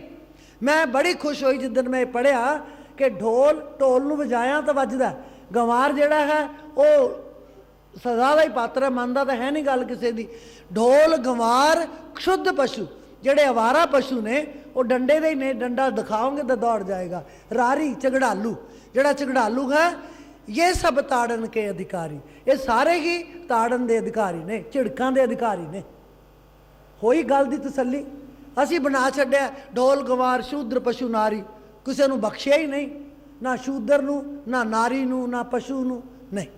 कोई अपने अपने अर्थ कढ़ी जाते। ये लिखिया उहदे च ढोल गंवार क्षुद्ध पशु रारी ये सब ताड़न के अधिकारी। क्षुद्ध हुंदा आवारा पशु, क्षुद्ध पशु आवारा पशु। इस करके वो कहते तेन दुद्धे ते बाहरी किते ना आवे काम। ओही गऊ है जिहड़ी साडे किले ते बज्जी हुंदी सी, ओही गऊ है जिहड़ी दुध दिंदी सी, मक्खन कढ़दे सी, दुद्धों भज गई, दुध देना नहीं उन्हें। डॉक्टर ने कहता हुण ये सू नहीं सकती, ये बच्चा नहीं हो सकता, असीं उहदा गल चों संगल खोल दिंदे आ कि जा हुण तू जिथे मर्जी जा। उन्हां पशुआं दी अज भरमार है। ये अज दे नहीं, आद जुगाद तो ये पशु जिहड़े हन चलते आए हैं। इसे करके महाराज ने एग्जाम्पल दी है ਕਿ ਧੇਨ ਜਿਹੜੀ ਹੈ ਉਹ ਕਿਸੇ ਕੰਮ ਨਹੀਂ ਆਉਂਦੀ, ਜੇ ਦੁੱਧ ਤੋਂ ਚਲੀ ਜਾਵੇ ਕਿਤੇ ਨਾ ਆਵੇ ਕਾਮ, ਉਹਦਾ ਨਰਾਦਰ ਹੁੰਦਾ ਹੈ। ਐਵੇਂ ਜਿਹੜਾ ਵਿਅਕਤੀ ਮਾਲਕ ਦੇ ਭਜਨ ਤੋਂ ਬਗੈਰ ਹੋ ਜਾਂਦਾ ਹੈ, ਉਹਦਾ ਵੀ ਨਰਾਦਰ ਹੋ ਜਾਂਦਾ ਹੈ ਜੀ। ਜਲ ਬਿਨ ਸਾਖ ਕੁਮਲਾਵਤੀ, ਉਪਜਹਿ ਨਾਹੀ ਦਾਮ। ਜਲ ਬਿਨ ਸਾਖ ਕੁਮਲਾਵਤੀ, ਪਾਣੀ ਤੋਂ ਬਗੈਰ ਜਿਹੜੀ ਸ਼ਾਖਾ ਹੈ ਉਹ ਕੁਮਲਾ ਜਾਏਗੀ, ਪੌਦਾ ਜਿਹੜਾ ਹੈ ਉਹ ਕੁਮਲਾ ਜਾਏਗਾ ਜੇ ਪ੍ਰੋਪਰ ਪਾਣੀ ਨਹੀਂ ਦਿਓਗੇ ਉਸ ਨੂੰ। ਜਲ ਬਿਨ ਸਾਖ ਕੁਮਲਾਵਤੀ, ਕੁਮਲਾਵਤੀ ਉਪਜੇ ਨਾਹੀ ਦਾਮ। ਦਾਮ ਦਾ ਮਤਲਬ ਹੁੰਦਾ ਪੈਸਾ, ਪਰ ਇੱਥੇ ਕੀ ਮਤਲਬ ਹੈ? ਫਲ। ਉਪਜੇ ਨਾਹੀ ਦਾਮ, ਫਲ ਹੋਏਗਾ ਤਾਂ ਦਾਮ ਆਏਗਾ ਨਾ। ਜੇ ਸ਼ਾਖਾ ਹੀ ਕੁਮਲਾ ਗਈ, ਪਾਣੀ ਨਹੀਂ ਮਿਲਿਆ ਉਸ ਨੂੰ, ਤਾਂ ਫਲ ਕਿੱਥੋਂ ਮਿਲਣਾ? ਫਲ ਨਹੀਂ ਮਿਲੇਗਾ। ਫਲ ਲੈਣ ਵਾਸਤੇ ਸਾਨੂੰ ਉਸ ਪੌਦੇ ਦਾ ਪੂਰਾ ਧਿਆਨ ਰੱਖਣਾ ਪਏਗਾ ਵੀ ਅਸੀਂ ਚੀਕੂ ਲਾਏ ਆ, ਵੀ ਚੀਕੂ ਤਾਂ ਮਿਲਣਗੇ ਜੇ ਪ੍ਰੋਪਰ ਉਹਨੂੰ ਹਵਾ ਪਾਣੀ ਮਿਲੇਗਾ। ਜੇ ਅੰਬ ਲਾਏ ਹਨ ਤਾਂ ਮਿਲਣਗੇ ਜੇ ਪ੍ਰੋਪਰ ਹਵਾ ਪਾਣੀ ਮਿਲੇਗਾ। ਸੋ ਕਹਿੰਦੇ ਜਿੰਨਾ ਚਿਰ ਅਸੀਂ ਇਸ ਗੱਲ ਦਾ ਧਿਆਨ ਨਹੀਂ ਰੱਖਦੇ, ਉਹਨਾਂ ਚਿਰ ਅਸੀਂ ਫਲ ਦੀ ਪ੍ਰਾਪਤੀ ਜਿਹੜੀ ਹੈ ਉਹ ਨਹੀਂ ਕਰ ਸਕਦੇ ਜੀ। ਹਰ ਨਾਹ ਨਾ ਮਿਲਿਐ ਸਾਜਨ, ਕਤ ਪਾਈਐ ਬਿਸਰਾਮ। ਹਰ ਨਾਹਾ ਨਾ ਮਿਲੀਏ ਸਾਜਨ, ਨਾਹਾ ਹੁੰਦਾ ਪ੍ਰੀਤਮ, ਰੱਬ ਪਰਮੇਸ਼ਰ। ਹਰ ਨਾਹ ਨਾ ਮਿਲੀਏ ਸਾਜਨ, ਕਤ ਪਾਈਏ ਬਿਸਰਾਮ। ਜਦੋਂ ਮੈਨੂੰ ਪ੍ਰੀਤਮ ਰੂਪੀ ਹਰੀ ਮਿਲਿਆ ਹੀ ਨਹੀਂ, ਫਿਰ ਮੇਰੀ ਆਤਮਾ ਨੂੰ ਸ਼ਾਂਤੀ ਕਿਵੇਂ ਆ ਸਕਦੀ ਹੈ, ਕਿਵੇਂ ਟਿਕਾ ਆ ਸਕਦਾ ਹੈ? ਮਹਾਤਮਾ ਦੇ ਜ਼ਬਾਨ ਤੋਂ ਮੈਂ ਸੁਣਿਆ ਕਿ ਇੱਕ ਆਤਮਾ ਹੈ, ਇੱਕ ਪਰਮਾਤਮਾ ਹੈ, ਦੋ ਹੈ ਨਾ। ਅਸੀਂ ਕਹਿੰਦੇ ਹਾਂ ਕਿ ਆਤਮਾ ਜਿਹੜੀ ਹੈ ਪਰਮਾਤਮਾ ਤੋਂ ਵਿਛੜ ਕੇ ਆਈ ਹੋਈ ਹੈ, ਤੇ ਹੁਣ ਮਹਾਤਮਾ ਕੌਣ ਹੈ? ਇਹ ਜਿਹੜੀ ਦੋਨਾਂ ਦੇ ਵਿਚਾਲੇ ਦੀ ਸਥਿਤੀ ਹੈ ਉਹ ਮਹਾਤਮਾ ਹੈ। ਉਹ ਮਹਾਤਮਾ ਹੈ ਜਿਹੜਾ ਆਤਮਾ ਨੂੰ ਜਾਣ ਗਿਆ ਕਿ ਆਤਮਾ ਕੀ ਚੀਜ਼ ਹੈ, ਉਹਨੇ ਛਲਾਂਗ ਲਗਾਈ ਹੋਈ ਹੈ ਪਰਮਾਤਮਾ ਨੂੰ ਮਿਲਣ ਦੀ। ਉਹ ਦੁਨੀਆ ਤੋਂ ਦੂਰ ਚਲਾ ਗਿਆ, ਲੇਕਿਨ ਅਜੇ ਪਰਮਾਤਮਾ ਤਾਈਂ ਬੇਸ਼ੱਕ ਨਹੀਂ ਪਹੁੰਚਿਆ, ਲੇਕਿਨ ਉਹ ਮਹਾ ਆਤਮਾ ਜ਼ਰੂਰ ਹੋ ਗਈ, ਕਿਉਂਕਿ ਉਹਨੇ ਦੁਨੀਆ ਦਾ ਸੰਗ ਜਿਹੜਾ ਹੈ ਉਹ ਛੱਡ ਦਿੱਤਾ, ਦੁਨੀਆ ਤੋਂ ਦੂਰ ਹੋ ਗਿਆ। ਹਰ ਨਾਹ ਨ ਮਿਲੀਏ ਸਾਜਨ, ਹਰੀ ਰੂਪੀ ਪਰਮੇਸ਼ਰ ਉਹਨੂੰ ਮਿਲਿਆ ਨਹੀਂ। ਕਤ ਪਾਈਏ ਵਿਸ਼ਰਾਮ, ਫਿਰ ਵਿਸ਼ਰਾਮ ਕਿਵੇਂ ਹੋਏਗਾ? ਸਵੇਰ ਤੋਂ ਸ਼ਾਮ ਤੱਕ ਬੀਬੀਆਂ ਬੈਠੀਆਂ ਹਨ, ਪਤੀ ਦੇਵ ਘਰੋਂ ਚਲੇ ਗਏ, ਉਹ ਕਹਿ ਜਾਂਦੇ ਮੈਂ ਬਸ 5 ਮਿੰਟਾਂ ਨੂੰ ਆਇਆ, ਕਿਤੇ ਘੰਟਾ ਲੱਗ ਜਾਵੇ ਉਹਨੂੰ, ਉਹ ਗੇਟ ਤੇ ਖੜੀਆਂ ਮਿਲਦੀਆਂ, ਫੋਨ ਘੁਮਾ ਰਹੀਆਂ। ਅੱਜ ਫੋਨ ਦੀ ਸੁਵਿਧਾ ਹੈ, ਫੋਨ ਘੁਮਾ ਰਹੀਆਂ, ਪੁੱਛ ਰਹੀਆਂ ਆਂਢੀ ਗੁਆਂਢੀ ਨੂੰ ਮੇਰੇ ਪਤੀ ਦੇਵ ਤਾਂ ਨਹੀਂ ਕਿਤੇ ਦੇਖੇ, ਰਾਹ 'ਚ ਬਹੁਤ ਲੇਟ ਹੋ ਗਏ। ਜੇ ਕਿਤੇ ਹੋਰ ਵੀ ਲੇਟ ਹੋ ਜਾਂਦੇ ਆ, ਅਸੀਂ ਮਗਰ ਭੱਜਣ ਨੂੰ ਜਾਂਦੇ ਹਾਂ ਕਿ ਕਿਉਂ ਲੇਟ ਹੋ ਗਏ, ਕਿਉਂਕਿ ਮਨ ਨੂੰ ਚੈਨ ਨਹੀਂ। ਕਤ ਪਾਈਏ ਵਿਸ਼ਰਾਮ, ਵਿਸ਼ਰਾਮ ਨਹੀਂ ਆ ਰਿਹਾ। ਵਿਸ਼ਰਾਮ ਕਦੋਂ ਆਏਗਾ? ਜਦੋਂ ਪਤੀ ਦੇਵ ਘਰ ਆ ਜਾਣਗੇ, ਉਹਨੂੰ ਚਾਹ ਪਾਣੀ ਪਿਆਏਗੀ, ਉਹ ਭੁੱਲ ਜਾਏਗੀ ਕਿ ਔਖਾ ਸਮਾਂ ਵੀ ਆਇਆ ਸੀ। ਐਵੇਂ ਜਿਹੜੀ ਆਤਮਾ ਹੈ ਇਹ ਪਰਮੇਸ਼ਰ ਨੂੰ ਮਿਲਣ ਵਾਸਤੇ ਕਾਲੀ ਹੋਈ ਹੈ, ਇਹਨੂੰ ਵਿਸ਼ਰਾਮ ਕਿਵੇਂ ਆ ਸਕਦਾ ਹੈ? ਕਦੇ ਯਤਨ ਹੀ ਨਹੀਂ ਕਰਦੇ ਮਿਲਣ ਦਾ। ਫਿਰ ਅਸੀਂ ਕਹਿੰਦੇ ਲੈ ਮੈਨੂੰ ਤਾਂ ਸੁਣਦਾ ਹੀ ਕੁਛ ਨਹੀਂ, ਬੈਠਿਆ ਤਾਂ ਮੈਂ ਸੀਗਾ। ਤੂੰ ਬੈਠਿਆ ਰਹਿ, ਜੇ ਨਹੀਂ ਬੈਠਾ ਗਿਆ ਪੈ ਕੇ ਕਰ ਲਾ, ਕੁਛ ਕਰ ਲੈ। ਨਹੀਂ ਮੰਜੇ ਤੇ ਬੈਠਾ, ਕੁਰਸੀ ਤੇ ਬੈਠ ਜਾ, ਜਿਵੇਂ ਵੀ ਕਰ, ਬੈਠ, ਮਾਲਕ ਨੂੰ ਯਾਦ ਕਰ, ਜੇ ਤੂੰ ਸੁਖ ਪਾਉਣਾ, ਜੇ ਤੂੰ ਵਿਸ਼ਰਾਮ ਦੀ ਅਵਸਥਾ 'ਚ ਆਉਣਾ ਹੈ ਜੀ। ਜਿਤ ਕਰ ਹਰ ਕੰਤ ਨਾ ਪ੍ਰਗਟਈ, ਪਠ ਨਗਰ ਸੇ ਗ੍ਰਾਮ। ਜਿਤ ਹਰ ਘਰ ਕੰਤ ਨਾ ਪ੍ਰਗਟਈ, ਪਠ ਨਗਰ ਸੇ ਗ੍ਰਾਮ। ਜਿਹੜੇ ਘਰ ਦੇ ਅੰਦਰ ਪਰਮੇਸ਼ਰ ਆਇਆ ਹੀ ਨਹੀਂ, ਉਹ ਨਗਰ, ਇਹ ਨਗਰ ਹੈ। ਪਠ ਨਗਰ ਸੇ ਗ੍ਰਾਮ, ਇਹ ਗ੍ਰਾਮ ਹੈ, ਨਗਰ ਹੈ। ਜਦੋਂ ਇਹਦੇ 'ਚ ਪਰਮਾਤਮਾ ਪ੍ਰਗਟ ਹੀ ਨਹੀਂ ਹੋਇਆ ਤਾਂ ਉਹ ਪੱਠ ਹੈ, ਉਜਾੜ ਹੈ। ਉਹ ਥਾਂ ਜਿੱਥੇ ਕਦੇ ਕੋਈ ਲੰਘਿਆ ਹੀ ਨਹੀਂ, ਦਰਖਤ ਬੜੇ ਹੋਏ ਨੇ। ਅਸੀਂ ਬੇਸ਼ੱਕ ਇਹ ਕਹਿ ਦਈਏ ਬੜੀ ਸ਼ਾਂਤੀ ਹੈ ਇੱਥੇ, ਕਿੰਨਾ ਕੁ ਚਿਰ ਕੱਟ ਸਕਦੇ ਹੋ ਤੁਸੀਂ ਉੱਥੇ? ਕਿੰਨਾ ਕੁ ਚਿਰ ਕੱਟ ਸਕਦੇ ਹੋ? ਘੰਟਾ 2 ਘੰਟੇ, ਉਹ ਵੀ ਤਾਂ ਜੇ ਤੁਹਾਡੇ ਪੱਲੇ ਕੁਝ ਖਾਣ ਪੀਣ ਨੂੰ ਬੰਨਿਆ ਹੋਇਆ, ਉੱਥੇ ਬਹਿ ਕੇ ਫਿਰ ਪਿਕਨਿਕ ਮਨਾਉਂਦੇ ਹੋ, ਫਿਰ ਤੁਹਾਨੂੰ ਵਧੀਆ ਲੱਗਦਾ। ਤੇ ਤੁਹਾਡੇ ਕੋਲ ਪਾਣੀ ਵੀ ਪੀਣ ਨੂੰ ਨਾ ਹੋਵੇ, ਉਹ ਦਰਖਤਾਂ ਦੀ ਛਾਂ ਵੀ ਤੁਹਾਨੂੰ ਵੱਢਣ ਨੂੰ ਪਏਗੀ। ਇਹ ਕਿੱਥੋਂ ਆ ਗਿਆ ਮੈਂ? ਕਿਉਂਕਿ ਉਹ ਭੱਠ ਨਗਰ ਹੈ, ਉੱਥੇ ਪਰਮੇਸ਼ਰ ਦਾ ਨਿਵਾਸ ਨਹੀਂ। ਜਿੱਥੇ ਜਲ ਹੈ ਉੱਥੇ ਪਰਮੇਸ਼ਰ ਹੈ। ਮੀਂਹ ਪਿਆ ਪਰਮੇਸ਼ਰ ਪਾਇਆ। ਜਦੋਂ ਮੀਂਹ ਪੈਂਦਾ ਹੈ ਪਰਮੇਸ਼ਰ ਹੀ ਮਿਲ ਜਾਂਦਾ ਹੈ, ਕਿਉਂਕਿ ਜਲ ਦੇ ਨਾਲ ਪਰਮੇਸ਼ਰ ਦਾ ਸੰਬੰਧ ਹੈ। ਜੇ ਅਸੀਂ ਅੱਜ ਦਰਬਾਰ ਸਾਹਿਬ ਦੇ ਵਿੱਚ ਦਰਸ਼ਨ ਕਰਨ ਜਾਂਦੇ ਹਾਂ ਤਾਂ ਜਲ ਦੇ ਸਰੋਵਰ ਦੇ ਵਿਚਾਲੇ ਉਹਨਾਂ ਨੇ ਦਰਬਾਰ ਬਣਾਇਆ ਹੈ ਮਹਾਰਾਜ ਨੇ। ਕਿਉਂ? ਕਿਉਂਕਿ ਸਭ ਤੋਂ ਪਹਿਲਾਂ ਜੇ ਕਿਸੇ ਚੀਜ਼ ਉਹ ਤਾਂ ਬਣਾਇਆ ਕਿ ਇੱਥੇ 24 ਆਵਰਸ 24 ਘੰਟੇ ਕੀਰਤਨ ਹੋਏਗਾ। ਜਿੱਥੇ 24 ਘੰਟੇ ਮਾਲਕ ਦਾ ਨਾਂ ਚੱਲ ਰਿਹਾ ਹੈ, ਉਹਦੇ ਆਲੇ ਦੁਆਲੇ ਜਲ ਹੈ। ਉਸ ਕੀਰਤਨ ਦਾ ਅਸਰ ਜਿਹੜਾ ਹੈ ਸਭ ਤੋਂ ਪਹਿਲਾਂ ਜਲ ਪਕੜਦਾ ਹੈ। ਤੁਸੀਂ ਵੈਸੇ ਵੀ ਆਪਾਂ ਘਰ ਦੇ ਵਿੱਚ ਪਾਠ ਰਖਾਉਣੇ ਆ, ਇੱਕ ਮਟਕਾ ਜ਼ਰੂਰ ਰੱਖਦੇ ਆ, ਕੁੰਭ ਰੱਖਦੇ ਆ, ਉਹਦੇ 'ਚ ਜਲ ਪਾ ਲੈਂਦੇ ਆ। ਉਹਦਾ ਪ੍ਰਯੋਜਨ ਕੀ ਹੈ? ਕਿਉਂਕਿ ਜਿਹੜਾ ਪਾਠ ਅਸੀਂ ਕੀਤਾ ਹੈ ਉਹਦੇ ਜਲ ਦੇ ਉੱਤੇ ਅਸਰ ਹੋਏਗਾ। ਫਿਰ ਉਹ ਜਲ ਦਾ ਚਰਨਾਮ੍ਰਿਤ ਲੈ ਕੇ ਅਸੀਂ, ਉਹਦਾ ਮੀਨਿੰਗ ਹੈ, ਮਤਲਬ ਹੈ। ਐਵੇਂ ਨਹੀਂ ਰੱਖਦੇ। ਕਈ ਵਿਅਕਤੀ ਗੜਵੀ ਭਰ ਕੇ ਰੱਖ ਲੈਂਦੇ ਨੇ, ਫਿਰ ਉਹ ਪਾਠ ਕਰਦੇ ਨੇ, ਫਿਰ ਉਹ ਕਹਿੰਦੇ ਅੰਮ੍ਰਿਤ ਬਣ ਗਿਆ। ਬਿਲਕੁਲ ਹਰ ਇੱਕ ਚੀਜ਼ ਅਸਲ ਉਹਦਾ ਫੜਦੀ ਹੈ, ਲੇਕਿਨ ਜਲ ਜਿਹੜਾ ਹੈ ਉਹ ਭਗਤੀ ਦਾ, ਪਾਠ ਦਾ ਪ੍ਰਭਾਵ ਜਿਹੜਾ ਹੈ ਉਹਦੇ ਕੋਲ ਜ਼ਿਆਦਾ ਪੈਂਦਾ। ਉੱਥੇ ਮਾਲਕ ਆਪ ਵਿਸ਼ਰਾਮ ਕਰਦਾ ਜਿੱਥੇ ਜਲ ਹੈ। ਸੋ ਜਿੱਥੇ ਜਲ ਹੀ ਨਹੀਂ ਉੱਥੇ ਕੋਈ ਜੀਵਨ ਨਹੀਂ, ਉੱਥੇ ਕੋਈ ਰੌਣਕ ਨਹੀਂ। ਉਹ ਨਗਰ ਭੱਠ ਹੈ, ਉਹ ਗ੍ਰਾਮ ਭੱਠ ਹੈ। ਸੋ ਅਸੀਂ ਰਹਿਣਾ ਹੈ ਰੌਣਕ ਵਾਲੀ ਥਾਂ 'ਤੇ, ਭੱਠੀ ਦੇ ਵਿੱਚ ਤਾਂ ਰਹਿਣਾ ਹੀ ਨਹੀਂ। ਸੋ ਕਹਿੰਦੇ ਨੇ ਅਸੀਂ ਕਿਵੇਂ ਰੌਣਕ ਬਣਾਵਾਂਗੇ? ਮਾਲਕ ਦੀ ਯਾਦ 'ਚ ਬੈਠ ਕੇ ਉਹਨੂੰ ਯਾਦ ਕਰੋ, ਉਹਦਾ ਸਿਮਰਨ ਕਰੋ ਜੀ। ਸਰਬ ਸਿਗਾਰ ਤੰਬੋਲ ਰਸ ਸਣ ਦੇਹੀ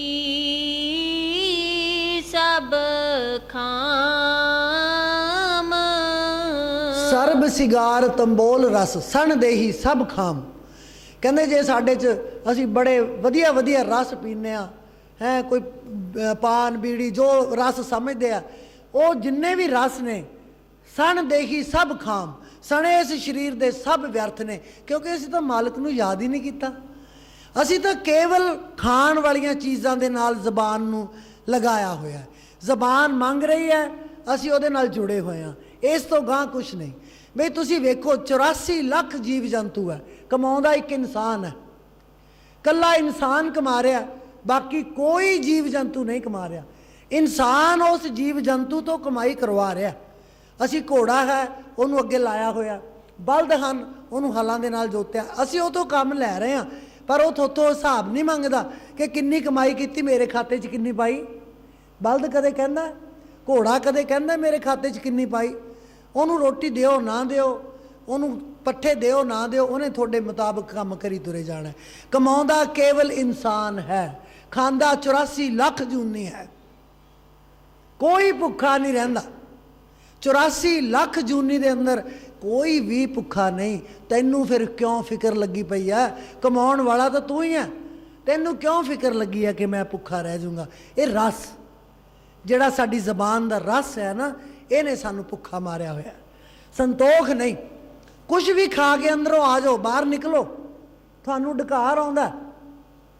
ਕਿਸੇ ਨੂੰ ਕੀ ਪਤਾ ਵੀ ਇਹ ਬਦਾਮ ਦਾ ਡਕਾਰ ਹੈ, ਇਹ ਖਰਬੂਜ਼ੇ ਦਾ ਡਕਾਰ ਹੈ, ਸੁੱਕੀ ਰੋਟੀ ਦਾ ਹੈ ਕਿ ਘਿਓ ਮੱਖਣ ਦਾ ਹੈ, ਕੋਈ ਪਛਾਣ ਨਹੀਂ। ਡਕਾਰ ਬਰਾਬਰ ਹੀ ਆਏਗਾ। ਫਿਰ ਇਹਦਾ ਮਤਲਬ ਡਕਾਰ ਇਹ ਦੱਸਦਾ ਹੈ ਕਿ ਤੂੰ ਰੱਜਿਆ ਹੋਇਆ, ਤੇਰੇ ਅੰਦਰ ਸੰਤੁਸ਼ਟੀ ਹੈ। ਇੱਥੇ ਆ ਕੇ ਸੰਤੁਸ਼ਟੀ, ਬਿਨ ਸੰਤੋਖ ਭੁੱਖਾ ਨਹੀਂ ਰਾਜੇ। ਜਦੋਂ ਜਿੰਨਾ ਚਿਰ ਸੰਤੋਖ ਨਹੀਂ ਆਉਂਦਾ ਇਹ ਵਿਅਕਤੀ ਰੱਜ ਨਹੀਂ ਸਕਦਾ। ਇਹਦੀ ਹੋਰ ਤਮੰਨਾ ਵੱਧਦੀ ਜਾ ਰਹੀ ਹੈ ਜੀ। ਪ੍ਰਭ ਸੁਆਮੀ ਕੰਤ ਵਿਹੂਣੀਆਂ ਮੀਤ ਸਜਣ ਸਭ ਜਾਮ। ਪ੍ਰਭ ਸੁਆਮੀ ਕੰਤ ਵਿਹੂਣਿਆ, ਵਿਹੂਣੀਆਂ ਮੀਤ ਸੱਜਣ ਸਭ ਜਾਮ। ਪ੍ਰਭੂ ਤੋਂ ਬਿਨਾ, ਜਿਹੜੇ ਉਹ ਤੋਂ ਬਗੈਰ ਨੇ, ਯਾਦ ਤਾਂ ਕੀਤਾ ਨਹੀਂ ਕਦੇ, स्वामी तो बगैर मीत सज्जन सब जाम। मित्र हन, सज्जन हन, सारे दे सारे यम ने। जाम, जाम का मतलब यम। ਬੱਚਿਆਂ ਨੂੰ ਤੁਸੀਂ ਕੋਈ ਚੀਜ਼ ਦਿੰਦੇ ਹੋ, ਨਾਲ ਲੈ ਕੇ ਦਿਓ ਕਿ 2 ਦਿਨ, ਜੇ ਨਿਆਣੇ ਨੇੜੇ ਆ ਗਏ ਤਾਂ ਮੈਨੂੰ ਕਹਿ ਦਿਓ। 2-4 ਦਿਨ ਭੁੱਖਾ ਰੱਖੋ ਉਹਨਾਂ ਨੂੰ ਵੀ ਰੋਟੀ ਤੈਨੂੰ ਆਹੀ ਦੇਣੀ ਹੈ, ਵਧੀਆ ਹੈ, ਜਿਹੜੀ ਤੂੰ ਮੰਗਦਾ ਦੇਣੀ ਨਹੀਂ। 1 ਦਿਨ ਵੇਖਣਗੇ, 2 ਦਿਨ ਵੇਖਣਗੇ, ਉਹ ਗੁਰਦੁਆਰੇ ਨੂੰ ਚਲੇ ਜਾਣਗੇ, ਉਹ ਮੰਦਰ ਚਲੇ ਜਾਣਗੇ, ਤੁਹਾਡਾ ਸਾਥ ਛੱਡ ਜਾਣਗੇ। ਤੁਸੀਂ ਆਪਦੀ ਮਮਤਾ ਨੂੰ ਪੱਕੇ ਕਰਨ ਵਾਸਤੇ, ਤੁਸੀਂ ਆਪਦੀ ਮਮਤਾ ਨੂੰ ਉਹਦੇ ਨਾਲ ਜੋੜਨ ਵਾਸਤੇ, ਇਹ ਮੇਰਾ ਹੀ ਰਵੇ, ਕਿਸੇ ਹੋਰ ਦਾ ਨਾ ਬਣ ਜਾਵੇ, ਕਿਤੇ ਮੈਨੂੰ ਛੱਡ ਕੇ ਨਾ ਚਲਾ ਜਾਵੇ, ਤੁਸੀਂ ਉਹਦੀ ਮੂੰਹ ਮੰਗੀ ਮੁਰਾਦ ਪੂਰੀ ਕਰਦੇ ਹੋ, ਸਿਰਫ ਇਸ ਡਰ ਕਰਕੇ ਕਿ ਇਹਦਾ ਤੇ ਮੇਰੇ ਪਿਆਰ 'ਚ ਕਿਤੇ ਫਰਕ ਨਾ ਪੈ ਜਾਵੇ। ਅਸੀਂ ਉਹਨੂੰ ਟੁੱਕ ਦੀ ਬੁਰਕੀ ਲਾਈ ਰੱਖਦੇ ਹਾਂ, ਮੂੰਹ ਨੂੰ ਲਾਲਚ ਦਈ ਰੱਖਦੇ ਹਾਂ। ਲੇਕਿਨ ਉਹ ਸਾਰੇ ਦੇ ਸਾਰੇ ਜੋ ਸੱਜਣ ਹਨ, ਮੀਤ ਹਨ, ਉਹ ਜਾਮ ਹਨ। ਗੁਰੂ ਮਹਾਰਾਜ ਨੇ ਬਾਣੀ 'ਚ ਲਿਖਿਆ ਹੈ, ਮਾਤ ਪਿਤਾ ਬਨਿਤਾ ਸੁਤ ਬੰਧਪ ਇਸ਼ਟ ਮੀਤ ਅਰ ਭਾਈ। ਕੋਈ ਰਹਿਆ ਤਾਂ ਨਹੀਂ ਵਿੱਚ ਇਹਦੇ। ਮਾਤ ਪਿਤਾ, ਬਨਿਤਾ ਹੁੰਦਾ ਇਸਤਰੀ, ਬਨਿਤਾ ਸੁਤ ਹੁੰਦਾ ਪੁੱਤਰ, ਬੰਧਪ ਹੁੰਦਾ ਰਿਸ਼ਤੇਦਾਰ। ਮਾਤ ਪਿਤਾ ਬਨਿਤਾ ਸੁਤ ਬੰਧਪ ਇਸ਼ਟ, ਜਿਹਨੂੰ ਤੁਸੀਂ ਪੂਜਦੇ ਹੋ। ਇਸ਼ਟ ਮੀਤ, ਮੀਤ ਹੁੰਦਾ ਮਿੱਤਰ, ਅਰ ਭਾਈ ਤੇ ਭਾਈ ਭਰਾ। ਪੂਰਵ ਜਨਮ ਕੇ ਮਿਲੇ ਸੰਜੋਗੀ ਅੰਤੇ ਕੋ ਨਾ ਸਹਾਈ। ਇਹ ਜਿਹੜੇ ਮਿਲੇ ਆ ਨਾ, ਇਹ ਪੂਰਵ ਜਨਮਾਂ ਦੇ ਫਲ ਕਰਕੇ ਮਿਲੇ ਆ ਤੁਹਾਨੂੰ। ਜੇ ਸਾਨੂੰ ਇਹ ਫਲ ਨਾ ਮਿਲਦੇ ਤਾਂ ਅਸੀਂ ਮਰਜ਼ੀ ਦਾ ਮਾਂ ਪਿਓ ਲੈਂਦੇ। ਨਹੀਂ ਰੱਬਾ, ਐਸ ਮਾਂ ਪਿਓ ਦੇ ਘਰੇ ਨਾ ਮੈਨੂੰ ਜਨਮ ਨਹੀਂ ਇਹਦੇ ਦੇਈ, ਆਹ ਵਧੀਆ। ਤੁਹਾਨੂੰ ਕਿਸੇ ਨੇ ਪੁੱਛਿਆ ਕਦੇ? ਜਿੱਥੇ ਮਰਜ਼ੀ ਉਹ ਜਨਮ ਦੇ ਦਿੰਦਾ, ਉਹ ਤੁਹਾਡੇ ਮਾਂ-ਬਾਪ ਬਣ ਜਾਂਦੇ, ਤੁਸੀਂ ਸਤਿਕਾਰ ਕਰਦੇ ਹੋ, ਕਿਉਂਕਿ ਪਿਛਲੇ ਜਨਮਾਂ ਦੇ ਕਰਮਾਂ ਦਾ ਫਲ ਜਿਹੜਾ ਹੈ ਉਹ ਤੁਹਾਨੂੰ ਮਿਲ ਰਿਹਾ। ਅਸੀਂ ਕੁਛ ਕਰਮ ਕਰ ਰਹੇ ਹਾਂ, ਕੁਛ ਉਹਨਾਂ ਦਾ ਫਲ ਭੋਗ ਰਹੇ ਹਾਂ। ਇੱਕ ਬੱਚਾ ਜਨਮ ਲੈ ਰਿਹਾ, ਹੁਣੇ ਜੰਮਿਆ, ਉਹ ਇੱਕ ਬੱਚਾ ਕਿਸੇ ਦੇ ਪਾਟੇ ਪੁਰਾਣੇ ਕੱਪੜਿਆਂ 'ਚ ਲਪੇਟਿਆ ਹੋਇਆ, ਉਹਦੇ ਕਰਮ ਦਾ ਫਲ ਮਿਲ ਰਿਹਾ। ਇੱਕ ਬੱਚੇ ਨੂੰ ਜੰਮਦੇ ਨੂੰ ਰੇਸ਼ਮ ਮਿਲ ਗਿਆ, ਉਹਨੂੰ ਝੂਲੇ ਮਿਲ ਗਏ, ਹੋਰ ਬੜੇ ਸੁਖਦਾਈ ਚੀਜ਼ਾਂ ਮਿਲ ਗਈਆਂ। ਉਸ ਬੱਚੇ ਨੂੰ ਤਾਂ ਪਤਾ ਨਹੀਂ, ਚਾਹੇ ਜਿੱਡਾ ਮਰਜ਼ੀ ਰੇਸ਼ਮ ਵਧੀਆ ਤੋਂ ਵਧੀਆ ਲੈ ਲਓ, ਉਸ ਬੱਚੇ ਨੂੰ ਤਾਂ ਉਸ ਦੀ ਕੀਮਤ ਕੋਈ ਨਹੀਂ ਪਤਾ। ਉਹਨੇ ਉਹਦੇ 'ਚ ਹੀ ਸੁੱਸੂ ਪੋਟੀ ਕਰ ਦੇਣੀ ਆ, ਉਹਨੂੰ ਨਹੀਂ ਪਤਾ ਕਿ ਰੇਸ਼ਮ ਦਾ ਹੈ। ਕਿਉਂ? ਉਹਦੇ ਪੂਰਬਲੇ ਕਰਮਾਂ ਦਾ ਫਲ ਜਿਹੜਾ ਹੈ ਉਹ ਮਿਲਿਆ ਹੋਇਆ ਕਿ ਜਿਸ ਘਰੇ ਤੂੰ ਜਨਮ ਲਏਗਾ ਉੱਥੇ ਪੱਟ ਦੇ ਕੱਪੜੇ ਹੰਡਾਏਗਾ ਤੂੰ। ਤੇਰਾ ਕਰਮ ਜਿਹੜਾ ਹੈ ਇਹ ਹੈ। ਹੁਣ ਜੇ ਅਸੀਂ ਇਹ ਚਾਹੁੰਦੇ ਹਾਂ ਕਿ ਅਗਲਾ ਜਨਮ, ਜੇ ਸਤਿਗੁਰੂ ਸੰਸਾਰ ਦੇ ਵਿੱਚ ਦੁਬਾਰਾ ਆਉਂਦੇ ਨੇ, ਜੇ ਮਹਾਤਮਾ ਸੰਸਾਰ ਦਾ ਕਲਿਆਣ ਕਰਨ ਵਾਸਤੇ ਦੁਬਾਰਾ ਅਕਾਲ ਪੁਰਖ ਉਹਨਾਂ ਨੂੰ ਭੇਜਦਾ, ਤਾਂ ਕੀ ਸਾਨੂੰ ਉਹਨਾਂ ਚਰਨਾਂ ਦੀ ਲੋੜ ਨਹੀਂ? ਅਸੀਂ ਉਹਨਾਂ ਚਰਨਾਂ ਤੋਂ ਵਿਛੜ ਕੇ ਰਵਾਂਗੇ? ਫਿਰ ਸਾਡਾ ਪਿਆਰ ਕਾਹਦਾ ਹੋਇਆ ਗੁਰੂ ਨਾਲ? ਗੁਰੂ ਨੇ ਕਹਿਤਾ 7 ਬਚਨ, ਅਕਾਲ ਪੁਰਖ ਨੂੰ 7 ਬਚਨ ਕਹਿਤਾ ਕਿ ਸੱਚੇ ਪਾਤਸ਼ਾਹ ਜੇ ਸੰਸਾਰ ਦਾ ਉद्धार ਕਰਨ ਲਈ ਭੇਜਣਾ ਹੀ ਹੈ, ਮੈਂ ਤਿਆਰ ਹਾਂ, ਜਿਵੇਂ ਤੇਰਾ ਹੁਕਮ ਹੈ। ਤੇ ਸਾਡਾ ਗੁਰੂ ਦੇ ਨਾਲ ਪਿਆਰ ਹੈ, ਤੇ ਅਸੀਂ ਕਹਾਂਗੇ ਅਕਾਲ ਪੁਰਖ ਨੂੰ, ਇਹ ਕਹੋਗੇ ਵੀ ਇਹਨਾਂ ਨੂੰ ਭੇਜਣਾ, ਭੇਜ ਦਿਓ ਸੱਚੇ ਪਾਤਸ਼ਾਹ, ਮੈਂ ਨਹੀਂ ਜਾਣਾ ਦੁਨੀਆ 'ਚ। ਫਿਰ ਤਾਂ ਸਾਡਾ ਪਿਆਰ ਨਹੀਂ ਨਾ ਹੋਇਆ। ਕਿ ਜਿੱਥੇ ਮੇਰਾ ਗੁਰੂ ਜਾਏਗਾ, ਜਿੱਥੇ ਵੀ ਮੇਰਾ ਸਤਿਗੁਰੂ ਜਾਏਗਾ, ਮੈਂ ਉੱਥੇ ਹੀ ਜਾਵਾਂਗਾ, ਮੈਂ ਉਹ ਚਰਨਾਂ ਨੂੰ ਛੱਡਾਂਗਾ ਨਹੀਂ। ਭਰਤ ਨੂੰ ਰਾਮਚੰਦਰ ਨੇ ਪੁੱਛਿਆ ਸੀ, ਤੈਨੂੰ ਅਰਥ ਚਾਹੀਦਾ ਹੈ, ਪੈਸਾ ਚਾਹੀਦਾ ਹੈ, ਧਰਮ ਚਾਹੀਦਾ ਹੈ, ਕਾਮਨਾ ਦੀ ਤੇਰੀ ਪੂਰਤੀ ਚਾਹੀਦੀ ਹੈ, ਨਿਰਮਾਨ ਚਾਹੀਦਾ ਹੈ, ਮੁਕਤੀ ਚਾਹੀਦੀ ਹੈ, ਕੀ ਦੇਵਾਂ?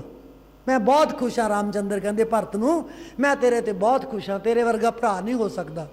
ਤਾਂ ਉਹਨੇ ਜਵਾਬ ਦਿੱਤਾ ਸੀ, अर्थ न धर्म न काम रुचि गति न चाहूं निर्वाण जन्म जन्म रुचि राम पद ये वरदान न आन।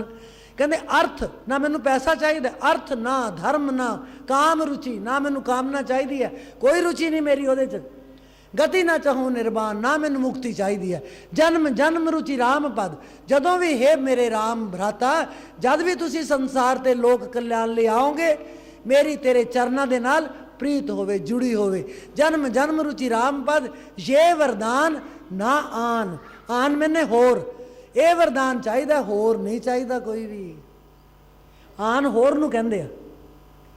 सो ये है प्रीत। जे मेरे सतगुर आउणगे, मैनू उन्हां चरनां दे विच ला लैणगे, तां फिर मेरा बहुत वधिया भाग है। नहीं तो बाकी मीत सज्जन सब जाम, सब जाम दा रूप ने, किसी ने मेरा बेड़ा पार करना नहीं। उस वेले सब छड्ड जाणगे। अजे उहदा इक अद्धा साह भी रहिंदा हुंदा, गूठे लवाउणे शुरू कर दिंदे आ।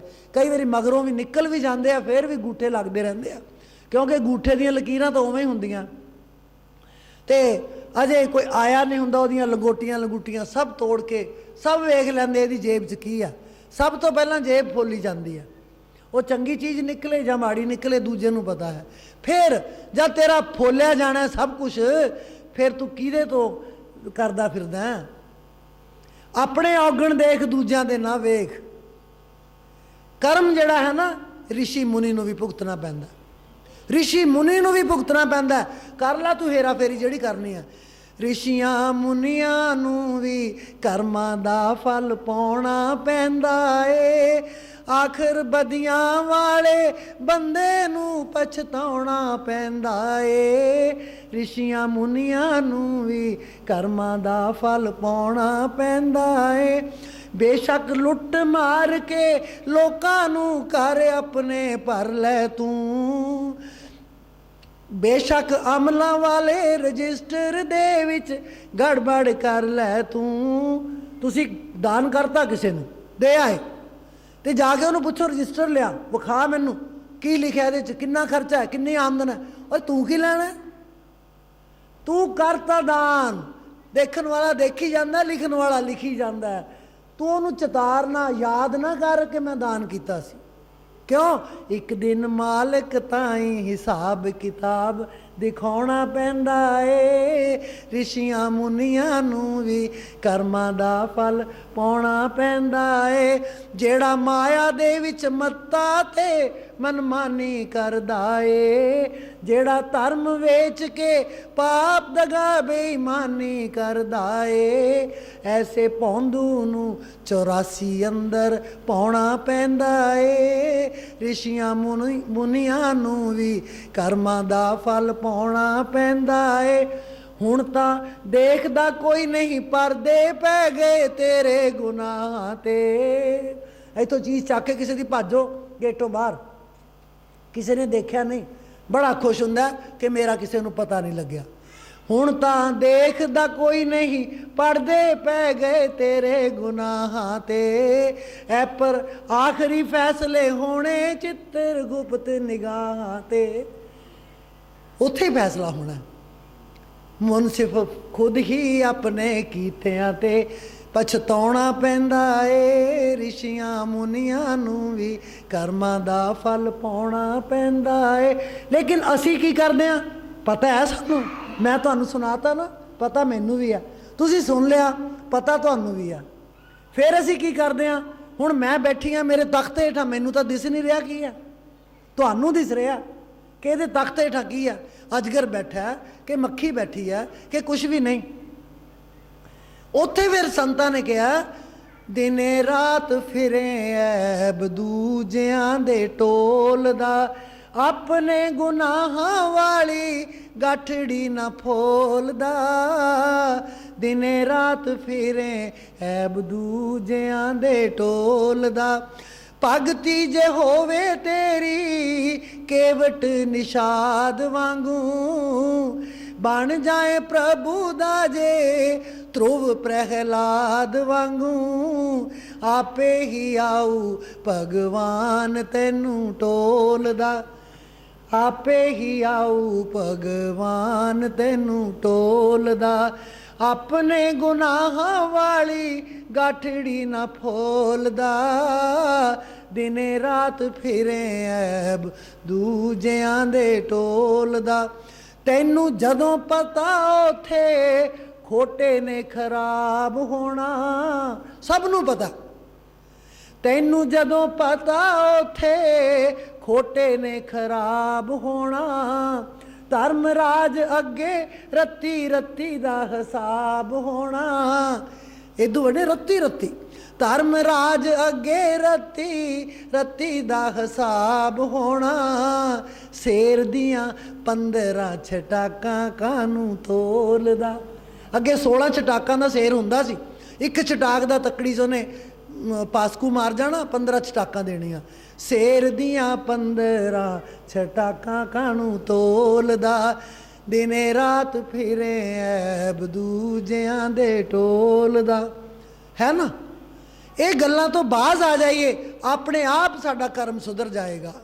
अपने आप तुहाडे कोल किसी दी कोई गल करदा ना, तुसीं सुन रहे हो, जवाब ना दिओ, भज भी नहीं सकते। ਛੱਡ ਵੀ ਨਹੀਂ ਸਕਦੇ। ਜਵਾਬ ਨਾ ਦਿਓ, ਹਾਮੀ ਨਾ ਭਰੋ, ਤੁਸੀਂ ਫਿਰ ਬਚ ਜਾਓਗੇ। ਨਹੀਂ ਤਾਂ ਜਿਹੜਾ ਕਰਦਾ ਹੈ ਨਾ ਚੁਗਲੀ, ਜਿਹੜਾ ਨਾਲ ਹੈ ਉਹ ਉਦੋਂ ਪਹਿਲਾਂ ਫਸ ਜਾਂਦਾ ਸੁਣਨ ਵਾਲਾ। ਉਹਨੂੰ ਇੱਧਰ ਪਾਈ ਜਾਓ, ਇੱਧਰ ਕੱਢੀ ਜਾਓ, ਉਹਦੀ ਗੱਲ ਦਾ ਅਸਰ ਨਾ ਕਰੋ, ਥੋੜਾ ਬਚਾਅ ਹੋ ਜਾਏਗਾ। ਜੇ ਜਾ ਸਕਦੇ ਹੋ, ਕਾਟਈ ਜੀਭ ਤਾਸੂ ਜੋ ਬਸਾਈ, ਸ਼ਰਬ ਨਮੂੰਦ ਨਾ ਤੇ ਚਲੇ ਹੀ ਪਰਾਈ। ਜੇ ਤਾਂ ਉਹਦੀ ਜੀਭ ਕੱਟ ਸਕਦੇ ਹੋ ਤਾਂ ਬੜਾ ਵਧੀਆ। ਇਹ ਗੱਲ ਵੈਸੇ ਬੜੀ ਕਾਨੂੰਨ ਨੂੰ ਹੱਥ 'ਚ ਲੈਣ ਵਾਲੀ ਹੈ। ਇਹ ਗੱਲ ਪੁਰਾਣੀ ਹੈ, ਸੰਤਾਂ ਨੇ ਲਿਖ ਦਿੱਤੀ। ਨਾ ਕਿਸੇ ਦੀ ਜੀਭ ਕੋਈ ਕੱਟ ਸਕਦਾ, ਨਾ ਐਡੀ ਹਿੰਮਤ ਕਿਸੇ ਨੇ ਕਰਨੀ ਹੈ, ਬਿਲਕੁਲ ਨਹੀਂ ਕਰਨੀ। ਲੇਕਿਨ ਬਾਣੀ 'ਚ ਲਿਖਿਆ, ਸੰਤ ਤੁਲਸੀਦਾਸ ਨੇ ਲਿਖਿਆ, ਨਹੀਂ ਤਾਂ ਇਹ ਨਹੀਂ ਕਰ ਸਕਦੇ। ਕਾਟੇ ਜੀਭ ਤਾਸ ਜੋ ਬਸਾਈ, ਸ਼ਰਵਨ ਮੂੰਦ ਨਾ ਤੇ ਚਲੇ ਹੀ ਪਰਾਈ। ਇਹ ਨਹੀਂ ਹੋ ਸਕਦਾ ਤਾਂ ਕੀ ਹੋ ਸਕਦਾ? ਕੰਨ ਬੰਦ ਕਰੋ ਤੇ ਦੌੜ ਜਾਓ। ਇਹਨਾਂ ਦੋਨਾਂ 'ਚੋਂ ਕਿਹੜੀ ਗੱਲ ਸੌਖੀ ਹੈ? ਕੰਨ ਬੰਦ ਕਰਕੇ ਦੌੜ ਜਾਣਾ, ਸਾਡਾ ਕਰਮ ਸੁਧਰ ਜਾਏਗਾ। ਰੜਾਵੇ ਬੜਾਵੇ ਨਿੰਦਕ, ਆਪਣਾ ਕੀਤਾ ਪਾਵੇ ਨਿੰਦਕ। ਜਿਹੜਾ ਨਿੰਦਕ ਹੈ ਉਹਦੀ ਦੁਰਗਤੀ ਹੋ ਜਾਂਦੀ ਹੈ। ਪਾਰ ਬ੍ਰਹਮ ਪਰਮੇਸ਼ਰ ਬਿਸਰਿਆ, ਆਪਣਾ ਕੀਤਾ ਪਾਵੇ ਨਿੰਦਕ। ਜੀ। ਨਾਨਕ ਕੀ ਬੇਨੰਤੀਆ,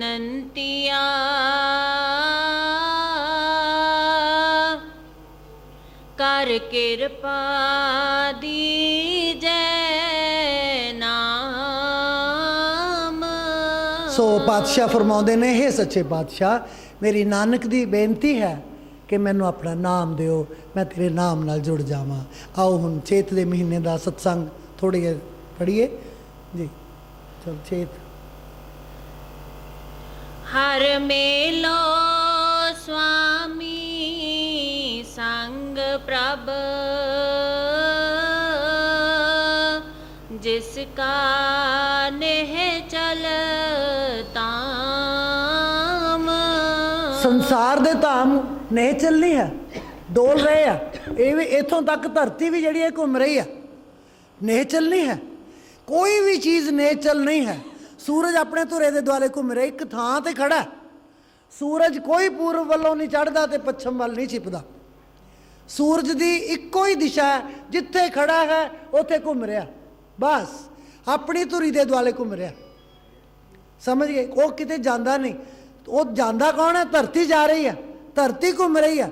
ਘੁੰਮਦੀ ਘੁੰਮਦੀ ਜਿਵੇਂ ਮਰਜ਼ੀ ਉਹਦੀ ਪਰਿਕਰਮਾ ਕਰੀ ਜਾਂਦੀ ਹੈ। ਸੂਰਜ ਤਾਂ ਛਿਪਦਾ ਹੀ ਨਹੀਂ, ਸੂਰਜ ਚੜ੍ਹਦਾ ਹੀ ਨਹੀਂ, ਉੱਥੇ ਹੀ ਖੜਾ। ਕਿੱਡਾ ਭੁਲੇਖੇ 'ਚ ਪਾਇਆ ਹੋਇਆ ਉਹਨੇ ਕਿ ਸੂਰਜ ਛਿਪ ਗਿਆ। ਕਹਿਣਾ ਤਾਂ ਸੀ ਇਹੋ ਹੀ ਹੈ ਨਾ। ਸੋ ਕਹਿੰਦੇ ਮੈਨੂੰ ਉੱਥੇ ਲੈ ਜਾ ਜਿਹੜਾ ਤੇਰਾ ਨੇਹ ਚਲਤਾਮ ਹੈ, ਜਿਹੜਾ ਹਿਲਦਾ ਨਹੀਂ, ਡੋਲਦਾ ਨਹੀਂ, ਕੁਛ ਨਹੀਂ ਹੁੰਦਾ, ਉੱਥੇ ਮੈਨੂੰ ਲੈ ਕੇ ਚੱਲ। ਜੀ। ਚੇਤ ਗੋਵਿੰਦ ਆਰਾਧਿਐ, ਹੋਵੇ ਆਨੰਦ ਕਣਾ। ਬਸੰਤ ਦਾ ਮੌਸਮ ਚੱਲ ਰਿਹਾ ਹੈ, ਬਹੁਤ ਬਹਾਰ ਹੈ। ਚੇਤ ਗੋਬਿੰਦ ਆਰਾਧਿਐ, ਹੋਵੇ ਆਨੰਦ ਕਣਾ। ਕਹਿੰਦੇ ਇੰਨਾ ਸੋਹਣਾ ਮੌਸਮ ਹੈ, ਕਿਤੇ ਗੋਬਿੰਦ ਦੀ ਆਰਾਧਨਾ ਕਰ ਲੈ, ਫਿਰ ਤੇਰੀ ਆਤਮਾ ਨੂੰ ਆਨੰਦ ਹੀ ਆਨੰਦ ਮਿਲੇਗਾ, ਖੁਸ਼ੀ ਹੀ ਖੁਸ਼ੀ ਮਿਲੇਗੀ। ਹੁਣ ਸ਼ੁਰੂਆਤ ਹੈ, ਜੀਵਨ ਮਿਲ ਚੁੱਕਿਆ ਹੈ। ਉਸ ਜੀਵਨ ਦੀ ਸ਼ੁਰੂਆਤ ਮਾਲਕ ਦੇ ਨਾਮ ਤੋਂ ਕਰਨੀ ਹੈ। ਬੱਚਾ ਨਿੱਕਾ ਜਿਹਾ ਹੈ, ਕਈ ਲੋਕਾਂ ਨੂੰ ਆਦਤ ਪਈ ਹੈ, ਉਹਨੂੰ ਗਾਲਾਂ ਸਿਖਾ ਦਿੰਦੇ ਆ। ਉਹਨੂੰ ਭੋਲਾ ਭਾਲਾ ਬੱਚਾ, ਉਹਦੇ ਮੂੰਹੋਂ ਗਾਲ ਨਿਕਲਦੀ ਹੈ, ਸਾਰੇ ਖੁਸ਼ ਹੁੰਦੇ ਆ ਵੀ ਇਹਨੇ ਗਾਲ ਉਹਨੂੰ ਕੀ ਪਤਾ ਜੋ ਤੁਸੀਂ ਸਿਖਾਤਾ। ਜਿਹੜੇ ਗੁਰੂ ਦੇ ਨਾਲ ਮਿਲਣ ਵਾਲੇ ਜੀਵ ਹੈ, ਉਹ ਕਹਿੰਦੇ ਤੂੰ ਕਹਿ ਸਤਨਾਮ ਵਾਹਿਗੁਰੂ, ਉਹ ਕਹਿੰਦਾ ਹੈ। ਉਹ ਹੁਣ ਉਹ ਹੌਲੀ ਹੌਲੀ ਵਾਹਿਗੁਰੂ ਵਾਹਿਗੁਰੂ ਕਹਿੰਦੇ ਆ, ਉਹਦੀ ਸੁਰਤੀ ਲੱਗਣ ਲੱਗ ਜਾਣੀ ਹੈ, ਉਹ ਸਹੀ ਰਾਹ ਪੈ ਗਿਆ। ਗਾਲਾਂ ਕੱਢਣ ਵਾਲਾ ਗਾਲਾਂ ਵਾਲੇ ਪਾਸੇ ਪੈ ਜਾਏਗਾ। ਲਾਇਆ ਅਸੀਂ ਹੋਈ ਹਾਂ, ਬੱਚੇ ਦਾ ਤਾਂ ਕੋਈ ਕਸੂਰ ਨਹੀਂ। ਜਿੱਧਰ ਨੂੰ ਉਹਨੂੰ ਰਾਹ ਦਿਖਾਤਾ ਉਧਰ ਨੂੰ ਤੁਰ ਪਿਆ। ਜਿਹੜੇ ਮਾਰਗ 'ਤੇ ਲੈ ਗਏ ਅਸੀਂ ਉਧਰ ਨੂੰ ਚੱਲ ਪਿਆ। ਪਰ ਅਸੀਂ ਖੁਦ ਲਿਜਾ ਰਹੇ ਹਾਂ ਗਲਤ ਮਾਰਗ 'ਤੇ। ਇਸ ਕਰਕੇ ਕਹਿੰਦੇ ਨੇ ਚੇਤ ਦਾ ਮਹੀਨਾ ਹੈ, ਤੂੰ ਆਰਾਧਨਾ ਕਰ ਤਾਂ ਕਿ ਤੈਨੂੰ ਮਾਲਕ ਦਾ ਸਹਾਰਾ ਮਿਲ ਸਕੇ, ਆਨੰਦ ਮਿਲ ਸਕੇ। ਜੀ। ਸੰਤ ਜਨਾ ਮਿਲ ਪਾਈਐ, ਰਸਨਾ ਨਾਮ ਪਣਾ। ਉਹ ਨਾਮ ਕਿੱਥੋਂ ਮਿਲੇਗਾ? ਸੰਤ ਜਨਾ ਮਿਲ ਪਾਈ ਹੈ। ਸੰਤਾਂ ਤੋਂ ਮੈਨੂੰ ਮਿਲ ਕੇ ਮੈਨੂੰ ਮਿਲੇਗਾ। ਰਸਨਾ ਨਾਮ ਭਣਾ, ਭਣਾ ਹੁੰਦਾ ਬੋਲਣਾ। ਰਸਨਾ ਤੋਂ ਮੈਂ ਤੇਰਾ ਨਾਮ ਬੋਲਾਂ। ਉਹਨਾਂ ਦੀ ਸੰਗਤ 'ਚ ਜਾ ਕੇ ਮੈਂ ਤੇਰਾ ਨਾਮ ਪਾ ਲਵਾਂ। ਮਿਲਿਆ ਕਿੱਥੋਂ? ਸਾਧ ਸੰਗਤ 'ਚੋਂ। ਜ਼ਬਾਨ ਕਿਹੜੀ ਨਾਲ ਵਰਤਣਾ ਹੈ? ਗਾਉਣਾ ਹੈ ਆਪਣੀ ਨਾਲ। ਜੇ ਜ਼ਬਾਨ ਨਾਲ ਗਾਉਣਾ ਹੈ ਤਾਂ ਰੱਬ ਦਾ ਨਾਂ ਗਾ, ਜੇ ਪਾਉਣਾ ਹੈ ਤਾਂ ਸਾਧ ਸੰਗਤ ਵਿੱਚ ਜਾ। ਇਹ ਦੋ ਹੀ ਕੰਮ ਨੇ, ਕਿਉਂਕਿ ਸਾਧ ਸੰਗਤ 'ਚ ਜਾ ਕੇ ਤੈਨੂੰ ਕੁਝ ਪ੍ਰਾਪਤ ਹੋਏਗਾ। ਫਿਰ ਤੂੰ ਜਾ ਕੇ ਜੇ ਕਿਤੇ ਹੋਮਵਰਕ ਕਰ ਲਵੇਂ, ਜੇ ਕਿਤੇ ਹੋਮਵਰਕ ਕਰ ਲਵੇਂ, ਫਿਰ ਦੇਖ, ਫਿਰ ਤੂੰ ਆਪੇ ਇੰਟੈਲੀਜੈਂਟ ਬਣ ਜਾਏਗਾ, ਸਭ ਤੋਂ ਅੱਗੇ ਨਿਕਲ ਜਾਏਗਾ, ਕਿਉਂਕਿ ਹੋਮਵਰਕ ਕੀਤਾ ਹੈ ਜੀ। ਜਿਨ ਪਾਇਆ ਪ੍ਰਭ ਆਪਣਾ, ਆਏ ਤਿਸੈ ਗਣਾ। ਦੇਖੋ ਹੁਣ ਆਪਾਂ ਸਾਰੇ ਸੰਸਾਰ ਤੇ ਆਏ ਹੋਏ ਆ, ਸੰਸਾਰੀ ਬਣੇ ਹੋਏ ਆ। ਜਿਤ ਪਾਇਆ ਪ੍ਰਭੂ ਆਪਣਾ, ਆਏ ਤਿਸੇ ਗਨਾ। ਕਹਿੰਦੇ ਜਿਹਨੇ ਆਪਣੇ ਪਰਮੇਸ਼ਰ ਨੂੰ ਪਾ ਲਿਆ, ਜਿਹੜਾ ਆਪਣੇ ਗੁਰੂ ਨੂੰ ਮਿਲ ਲਿਆ, ਜਿਹੜਾ ਉਹਦੇ ਪ੍ਰੇਮ ਦੇ ਨਾਲ ਸਿਮਰਨ ਦੇ ਵਿੱਚ ਲੱਗ ਗਿਆ, ਆਏ ਤਿਸੇ ਗਨਾ। ਗਣਾ ਹੁੰਦਾ ਗਿਣਿਆ ਜਾਣਾ, ਉਹਨਾਂ ਦਾ ਆਉਣਾ ਗਿਣਿਆ ਜਾ ਸਕਦਾ ਵੀ ਹਾਂ ਇਹ ਸੰਸਾਰ ਤੇ ਆਏ ਆ। ਬਾਕੀ ਤਾਂ ਫੇਰੀ ਪਾ ਕੇ ਤੁਰ ਜਾਣਗੇ, ਮੁੜ ਕੇ ਫੇਰੀ ਤਿਆਰ ਹੈ। ਫੇਰੀ ਪਾਉਣ ਆਏ ਆ, ਫੇਰੀ ਪਾ ਕੇ ਮੁੜ ਕੇ ਫੇਰ ਕਿਸੇ ਦੇ ਬਾਲ ਬੱਚੇ ਬਣ ਕੇ ਅਸੀਂ ਜੰਮ ਪੈਣਾ, ਫਿਰ ਫੇਰੀ ਤਿਆਰ ਹੈ। ਕਰਮ ਕਿਹੜਾ ਕੀਤਾ ਉਹੋ ਹੀ ਤੁਹਾਨੂੰ ਮਿਲਣਾ ਹੈ। ਜਿੰਨਾ ਕਿ ਦੇਖੋ ਦਾਨ ਪੁੰਨ ਜੋ ਹੈ, ਪੂਜਾ ਕਰਨੀ, ਇਹ ਸਾਰੀਆਂ ਚੀਜ਼ਾਂ ਛੋਟੀਆਂ ਛੋਟੀਆਂ ਨੇ, ਛੋਟੀਆਂ ਛੋਟੀਆਂ ਜਿਹੜੀਆਂ ਰਾਹ 'ਚ, ਕਿਉਂਕਿ ਮਾਰਗ ਜਾ ਰਿਹਾ ਸੱਤ ਲੋਕ ਨੂੰ। ਪਹਿਲਾਂ ਯਮ ਲੋਕ ਆਏਗਾ, ਉਹ ਤਾਂ ਕ੍ਰਾਸ ਕਰਨਾ ਹੀ ਕਰਨਾ ਹੈ, ਹਰ ਵਿਅਕਤੀ ਨੇ ਕਰਨਾ ਹੈ। ਉਹਦਾ ਮਾਰਗ ਵੱਖਰਾ ਨਹੀਂ ਵੀ ਆ ਸੱਚਖੰਡ ਨੂੰ ਜਾਣ ਵਾਲਾ ਇਹ ਵੱਖਰਾ ਮਾਰਗ ਹੈ, ਇਹ ਆ ਜਿਹੜਾ ਹੈ ਇਹ ਉਹਨੂੰ ਧਰਮਰਾਜ ਦਾ ਜਾਂਦਾ, ਨਹੀਂ, ਇੱਕੋ ਹੀ ਮਾਰਗ ਹੈ, ਉਸੇ ਮਾਰਗ ਤੋਂ ਜਾਣਾ ਹੈ। ਜੇ ਤੇਰਾ ਕਰਮ ਚੰਗਾ ਹੈ, ਜੇ ਤੂੰ ਦਾਨ ਪੁੰਨ ਕੀਤਾ, ਪਹਿਲਾਂ ਉਹਨਾਂ ਨੇ ਕਹਿਣਾ ਵੀ ਲਿਆ ਜਿਹੜਾ ਤੂੰ ਦਾਨ ਪੁੰਨ ਕੀਤਾ ਕੁਛ ਦੇ, ਤੈਨੂੰ ਗਾਂਹ ਜਾਣ ਦੇਵਾਂਗੇ।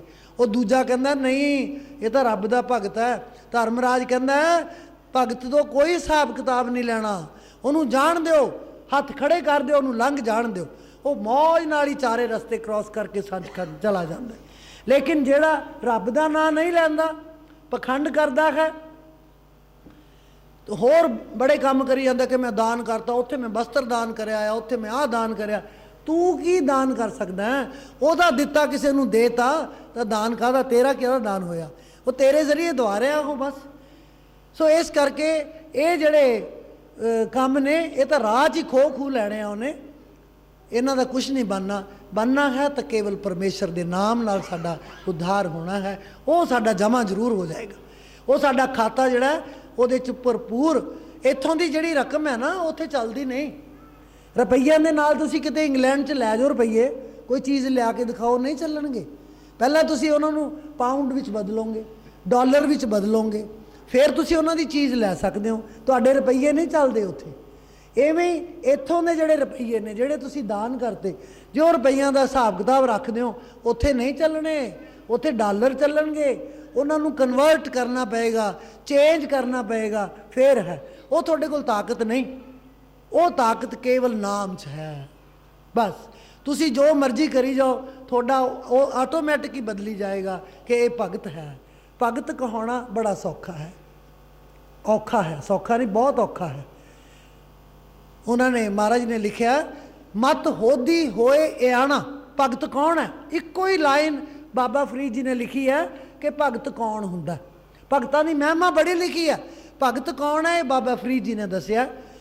ਮਤ ਹੋਦੀ ਹੋਏ ਇਆਣਾ। ਅਕਲ ਬਹੁਤ ਦਿੱਤੀ ਹੈ ਮਹਾਰਾਜ ਨੇ, ਲੇਕਿਨ ਕਹਿੰਦਾ ਮੈਨੂੰ ਤਾਂ ਹੈ ਹੀ ਨਹੀਂ। ਇਆਣਾ ਨਿਆਣਾ ਬਣ ਜਾਂਦਾ, ਉਹ ਭਗਤ ਦੀ ਨਿਸ਼ਾਨੀ ਹੈ। ਮਤ ਹੋਦੀ ਹੋਏ ਇਆਣਾ, ਤਾਣ ਹੋਦੇ ਹੋਏ ਨਤਾਣਾ। ਸ਼ਕਤੀ ਬਹੁਤ ਹੈ ਸਰੀਰ 'ਚ, ਕਿਸੇ ਨੂੰ ਵੀ ਮਾਰ ਸਕਦਾ, ਕੁੱਟ ਸਕਦਾ। ਕਹਿੰਦਾ ਨਹੀਂ, ਮੇਰੇ 'ਚ ਕੋਈ ਤਾਕਤ ਨਹੀਂ। ਜਿਵੇਂ ਭਾਈ ਕਨ੍ਹਈਆ ਜੀ ਨੇ ਕਿਹਾ ਸੀ, ਮੈਨੂੰ ਅੰਮ੍ਰਿਤ ਛਕਾ ਦਿਓ। ਭਾਈ ਕਨ੍ਹਈਆ ਜੀ ਕਹਿਣ ਲੱਗੇ ਦਸਮ ਪਾਤਸ਼ਾਹ ਨੂੰ, ਕਹਿੰਦੇ ਤੇ ਤੈਨੂੰ ਅੰਮ੍ਰਿਤ ਛਕਾਉਣ ਦੀ ਕਿਹੜੀ ਲੋੜ ਹੈ, ਤੂੰ ਤਾਂ ਪਹਿਲਾਂ ਹੀ ਅੰਮ੍ਰਿਤ ਧਾਰੀ ਹੈ। ਕਹਿੰਦੇ ਨਹੀਂ ਮਹਾਰਾਜ ਜੀ, ਮੈਂ ਕਿਰਪਾਨ ਪਾਊਂਗਾ, ਮੈਂ ਵੀ ਤੁਹਾਡਾ ਸਿੱਖ ਬਣੂੰਗਾ। ਕਹਿੰਦੇ ਤੁਹਾਨੂੰ ਅਸੀਂ ਦੇ ਦਿੰਦੇ ਹਾਂ ਕਿਰਪਾਨ। ਬਹੁਤ ਨਰਮ ਸੀ ਸੁਭਾਅ ਉਹਨਾਂ ਦਾ, ਬਹੁਤ ਜ਼ਿਆਦਾ। ਕਹਿੰਦੇ ਤੈਨੂੰ ਕਿਰਪਾਨ ਦੇ ਦਿੰਦੇ, ਫਿਰ ਕੀ ਕਰੇਗਾ? ਬੰਦੇ ਦੇ ਮਾਰ ਦੇਗਾ ਤੂੰ? ਕਹਿੰਦੇ ਨਹੀਂ ਪਾਤਸ਼ਾਹ, ਇਸ ਕਰਕੇ ਨਹੀਂ ਮੈਂ ਮੰਗੀ। ਮੈਂ ਮੰਗੀ ਆ ਕਿ ਜੇ ਕੋਈ ਮੇਰੇ ਨਾਲ ਲੜਨ ਆਏਗਾ, ਕੋਈ ਮੈਨੂੰ ਮਾਰਨ ਦੀ ਖਾਹਸ਼ ਨਾਲ ਆਏਗਾ, ਮੈਂ ਕੱਢ ਕੇ ਫੜਾ ਦੂੰਗਾ, ਤੇਰੇ ਕੋਲ ਹੈ ਨਹੀਂ, ਲੈ ਮੇਰੀ ਲੈ ਲਾ। ਕਹਿੰਦੇ ਬਹਿ ਜਾ ਸੱਜਣਾ, ਤੂੰ ਅੰਮ੍ਰਿਤਧਾਰੀ ਹੈ। ਸਭ ਉਹਨੂੰ ਮਤਲਬ ਇਹ ਛਕਾਇਆ ਨਹੀਂ ਕਿ ਤੂੰ ਅੰਮ੍ਰਿਤਧਾਰੀ ਹੈ, ਬਹਿ ਜਾ ਆਰਾਮ ਨਾਲ। ਸੋ ਉਹਦੇ ਦਰਬਾਰ ਦੀਆਂ ਗੱਲਾਂ ਜਿਹੜੀਆਂ ਨੇ ਉਹ ਵੱਖਰੀਆਂ ਹੀ ਨੇ, ਉਹ ਅਸੀਂ ਉਹਨਾਂ ਦਾ ਪਾ ਹੀ ਨਹੀਂ ਸਕਦੇ, ਕੋਈ ਥਾਂ ਹੀ ਨਹੀਂ ਪਾ ਸਕਦੇ ਜੀ। ਇਕ ਖਿਨ ਤਿਸ ਬਿਨ ਜੀਵਣਾ, ਬਿਰਥਾ ਜਨਮ ਜਣਾ। ਇੱਕ ਖਿਨ ਤਿਸ ਬਿਨ ਜੀਵਨਾ, ਬਿਰਥਾ ਜਨਮ ਜਣਾ। ਕਹਿੰਦੇ ਇੱਕ ਕਸ਼ਣ ਵੀ ਉਹਦੇ ਬਿਨਾਂ ਜਿਉਣਾ ਸਾਰੇ ਜੀਵਨ ਨੂੰ ਵਿਅਰਥ ਕਰ ਦਿੰਦਾ ਹੈ। ਸੰਤ ਬਾਬਾ ਗੁਰਿੰਦਰ ਸਿੰਘ ਜੀ ਮਹਾਰਾਜ ਬਿਆਸ ਵਾਲੇ ਬੱਚੇ ਸਵਾਲ ਕਰ ਰਹੇ ਸਨ, ਸੰਗਤਾਂ ਸਵਾਲ ਕਰ ਰਹੀਆਂ ਸਨ। ਉਹਨਾਂ ਨੇ ਪੁੱਛਿਆ ਕਿ ਸੱਚੇ ਪਾਤਸ਼ਾਹ, ਜਦੋਂ ਅਸੀਂ ਨਾਮ ਸਿਮਰਨ ਕਰਦੇ ਹਾਂ, ਕਈ ਵਾਰੀ ਧਿਆਨ ਜਾਂਦਾ ਵੀ ਪ੍ਰਕਾਸ਼ ਨਜ਼ਰ ਆਉਂਦਾ ਜਾਂ ਕੋਈ ਆਵਾਜ਼ ਸੁਣਦੀ ਹੈ, ਵੀ ਫਿਰ ਅਸੀਂ ਕਿਵੇਂ ਕਰੀਏ? ਤਾਂ ਉਹਨਾਂ ਨੇ ਬੜਾ ਵਧੀਆ ਜਵਾਬ ਦਿੱਤਾ। ਕਹਿੰਦੇ ਸੱਜਣੋ, ਸਾਨੂੰ ਸਿਮਰਨ ਦੀ ਤਾਂ ਇੰਨੀ ਆਦਤ ਪੈ ਚੁੱਕੀ ਆ ਨਾ ਕਿ ਖਾਂਦਿਆਂ ਪੀਂਦਿਆਂ ਉੱਠਦਿਆਂ ਬਹਿੰਦਿਆਂ ਸੌਂਦਿਆਂ ਜਾਗਦਿਆਂ ਉਹ ਚੱਲੀ ਹੀ ਜਾਂਦਾ, ਉਹ ਤਾਂ ਬੰਦ ਹੋ ਹੀ ਨਹੀਂ ਸਕਦਾ। ਉਹ ਬੰਦ ਹੋ ਗਿਆ ਤਾਂ ਫਿਰ ਤਾਂ ਸਾਡਾ ਜੀਵਨ, ਇਹ ਮਤਲਬ ਇੱਕ ਖਿਨ ਵੀ ਜਿਹੜਾ ਹੈ ਸਿਮਰਨ ਤੋਂ ਬਿਨਾਂ ਜਾਂਦਾ ਨਹੀਂ। ਤੇ ਜੇ ਤੁਹਾਨੂੰ ਕੋਈ ਆਵਾਜ਼ ਸੁਣਦੀ ਹੈ, ਜੇ ਤੁਹਾਨੂੰ ਕੋਈ ਪ੍ਰਕਾਸ਼ ਨਜ਼ਰ ਆਉਂਦਾ ਹੈ, ਤਾਂ ਉਹ ਤਾਂ ਬੜੀ ਵਧੀਆ ਗੱਲ ਹੈ। ਪਰ ਸਿਮਰਨ ਨੂੰ ਛੱਡ ਕੇ ਸਿਮਰਨ ਨਹੀਂ ਛੱਡਣਾ, ਕਿਉਂਕਿ ਇਹ ਤਾਂ ਆਟੋਮੈਟਿਕ ਹੀ ਹੋਈ ਜਾਂਦਾ। ਇੰਨੀ ਆਦਤ ਸਾਨੂੰ ਬਣ ਚੁੱਕੀ ਹੈ, ਇਹ ਆਦਤ ਬਣਾ ਲੈਣੀ ਜ਼ਰੂਰੀ ਹੈ। ਜਿੰਨਾ ਚਿਰ ਇਹ ਆਦਤ ਨਹੀਂ ਬਣਦੀ, ਉਹ ਨਾ ਸਾਨੂੰ ਕੋਈ ਨਿੰਦਿਆ ਦੀ ਖਿਆਲ ਆਏਗਾ, ਨਾ ਚੁਗਲੀ ਦਾ ਖਿਆਲ ਆਏਗਾ, ਨਾ ਕੋਈ ਸੱਸ ਨਾਲ ਗਿਲਾ ਹੋਏਗਾ, ਨਾ ਕੋਈ ਨੂੰਹ ਨਾਲ ਗਿਲਾ ਹੋਏਗਾ। ਜਦ ਫੁਲਕਾ ਬਣਾ ਰਹੇ ਹਾਂ, ਲੱਗੇ ਤਾਂ ਸਿਮਰਨ 'ਚ ਪਏ ਹਾਂ, ਫਿਰ ਇਹ ਧਿਆਨ ਕਿਵੇਂ ਜਾਏਗਾ? ਜੇ ਮੇਰੀ ਨੂੰਹ ਪਕਾ ਲੈਂਦੀ ਤਾਂ ਕਿੱਡਾ ਚੰਗਾ ਹੁੰਦਾ, ਇਹ ਤਾਂ ਮੈਨੂੰ ਹੀ ਥੱਪਣੀਆਂ ਪੈਂਦੀਆਂ ਰੋਜ਼। ਤਾਂ ਗਿਆ ਧਿਆਨ ਜੇ ਸਿਮਰਨ ਵੱਲੋਂ ਟੁੱਟੇ ਹੋਏ ਆ। ਜੇ ਸਿਮਰਨ ਨਾਲ ਜੁੜੇ ਹੋਏ ਆ, ਧਿਆਨ ਨਹੀਂ ਜਾਂਦਾ, ਕਿਉਂਕਿ ਉਹਨੂੰ ਤਾਂ ਫੁਲਕਾ ਬਣਾਉਣ 'ਚ ਆਨੰਦ ਆ ਰਿਹਾ, ਫੁਲਕਾ ਹੋਰ ਗੋਲ ਬਣ ਰਿਹਾ, ਸਿਮਰਨ 'ਚ ਲੱਗੀ ਹੋਈ ਆ। ਉਹਨੂੰ ਪਤਾ ਹੀ ਨਹੀਂ ਇਹ ਮੈਂ ਤਾਂ ਫੁਲਕੇ 5-4 ਲਾਉਣੇ ਸੀ ਤਾਂ 10-12 ਲੈ ਗਏ, ਪਤਾ ਹੀ ਨਹੀਂ ਲੱਗਿਆ ਮੈਨੂੰ ਤਾਂ। ਫਿਰ ਕਹਿੰਦੇ ਚੱਲ ਸ਼ਾਮ ਨੂੰ ਖਾ ਲਾਂਗੇ, 2 ਟਾਈਮਾਂ ਦੀਆਂ ਪਕਾ ਲੈਂਦੀ ਆ ਉਹ, ਕਿਉਂ? ਸਿਮਰਨ 'ਚ ਹੈ। ਤੇ ਜੇ ਕਲਪਨਾ 'ਚ ਹੋਵੇ, ਰੋਟੀਆਂ ਆਪਦੇ ਜਾਣੇ 10 ਪਕਾਈਆਂ ਨੇ, ਡੱਬੇ 'ਚ ਵੇਖਦੀ ਹੈ ਤਾਂ 2 ਹੀ ਪਈਆਂ ਨੇ, ਉਹ ਕਲਪਨਾ 'ਚ ਬਣਾਈਆਂ। ਸੋ ਇਸ ਕਰਕੇ ਖਿਨ ਖਿਨ ਜਿਹੜਾ ਸਿਮਰਨ ਹੈ ਉਹ ਹੋਣਾ ਚਾਹੀਦਾ, ਤਾਂ ਹੀ ਸਾਡਾ ਜੀਵਨ ਸਫਲ ਹੈ ਜੀ। ਜਲ ਥਲ ਮਹੀਲ ਪੂਰਿਆ,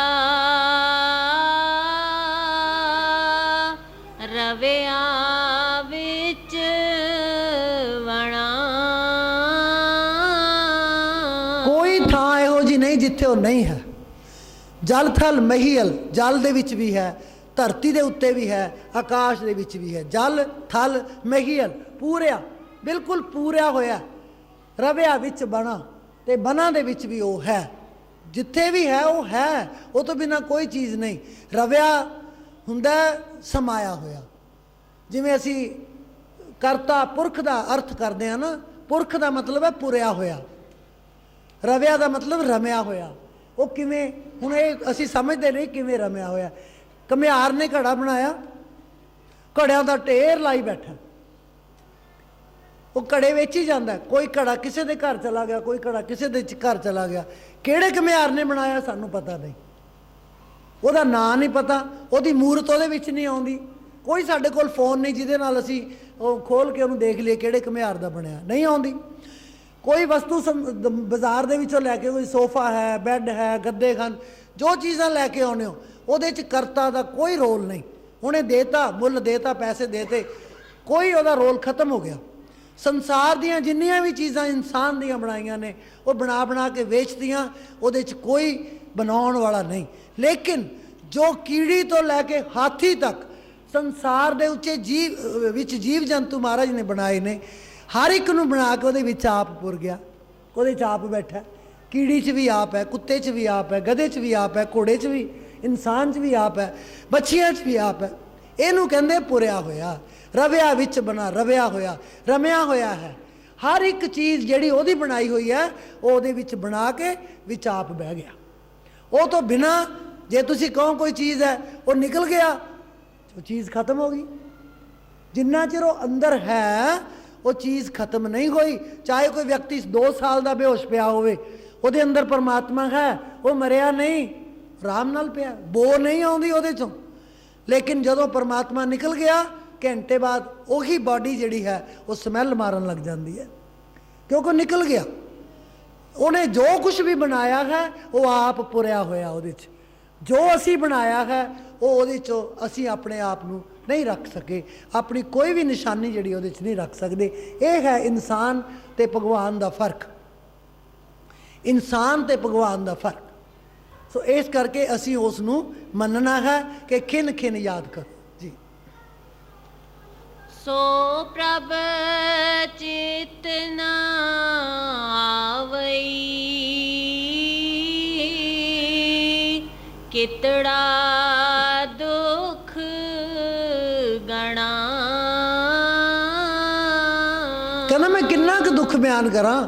ਉਹੀ ਪਰਮਾਤਮਾ ਜਿਹੜਾ ਸਾਡੇ ਅੰਦਰ ਸਮਾਇਆ ਹੋਇਆ, ਹਰ ਕਦਮ ਕਦਮ ਤੇ ਸਹਾਈ ਆ, ਉਹੀ ਮੈਨੂੰ ਚਿੱਤ ਨਹੀਂ ਆਉਂਦਾ, ਉਹੀ ਮੈਨੂੰ ਯਾਦ ਨਹੀਂ ਆਉਂਦਾ। ਉਹ ਕਹਿੰਦਾ ਫਿਰ ਤੂੰ ਨਹੀਂ ਯਾਦ ਕਰਦਾ ਤਾਂ ਮੈਂ ਕੀ ਕਰਾਂ, ਮਾੜਾ ਜੇ ਕਰਕੇ ਤਾਂ ਵੇਖ। ਫਿਰ ਤਾਂ ਰਾਹ ਕਹੇਗਾ, ਮੰਮਾ ਤਾਂ ਕਹਿਣ ਦੀ ਲੋੜ ਨਹੀਂ। ਜਦੋਂ ਅੰਦਰੋਂ ਉਮੜ ਪਿਆ ਨਾ, ਉਦੋਂ ਰਾਹ ਹੀ ਕਹਿਣਾ, ਮਾਂ ਕਹਿਣ ਦੀ ਲੋੜ ਨਹੀਂ ਪੈਂਦੀ। ਉਦੋਂ ਜਦੋਂ ਹਾਥੀ ਨੇ ਗ੍ਰਾਹ ਦੇ ਨਾਲ ਲੜਾਈ ਹੋਈ ਹੈ ਨਾ, ਯੁੱਧ ਹੋਇਆ, ਜਿੰਨਾ ਚਿਰ ਉਹਦੇ 'ਚ ਹੰਕਾਰ ਹੈ, ਜਬ ਲੱਗ ਗਜ ਬਲ ਆਪਣਾ ਬਰਤਿਓ, ਨੇਕ ਸਰਿਓ ਨਹੀਂ ਕਾਮ।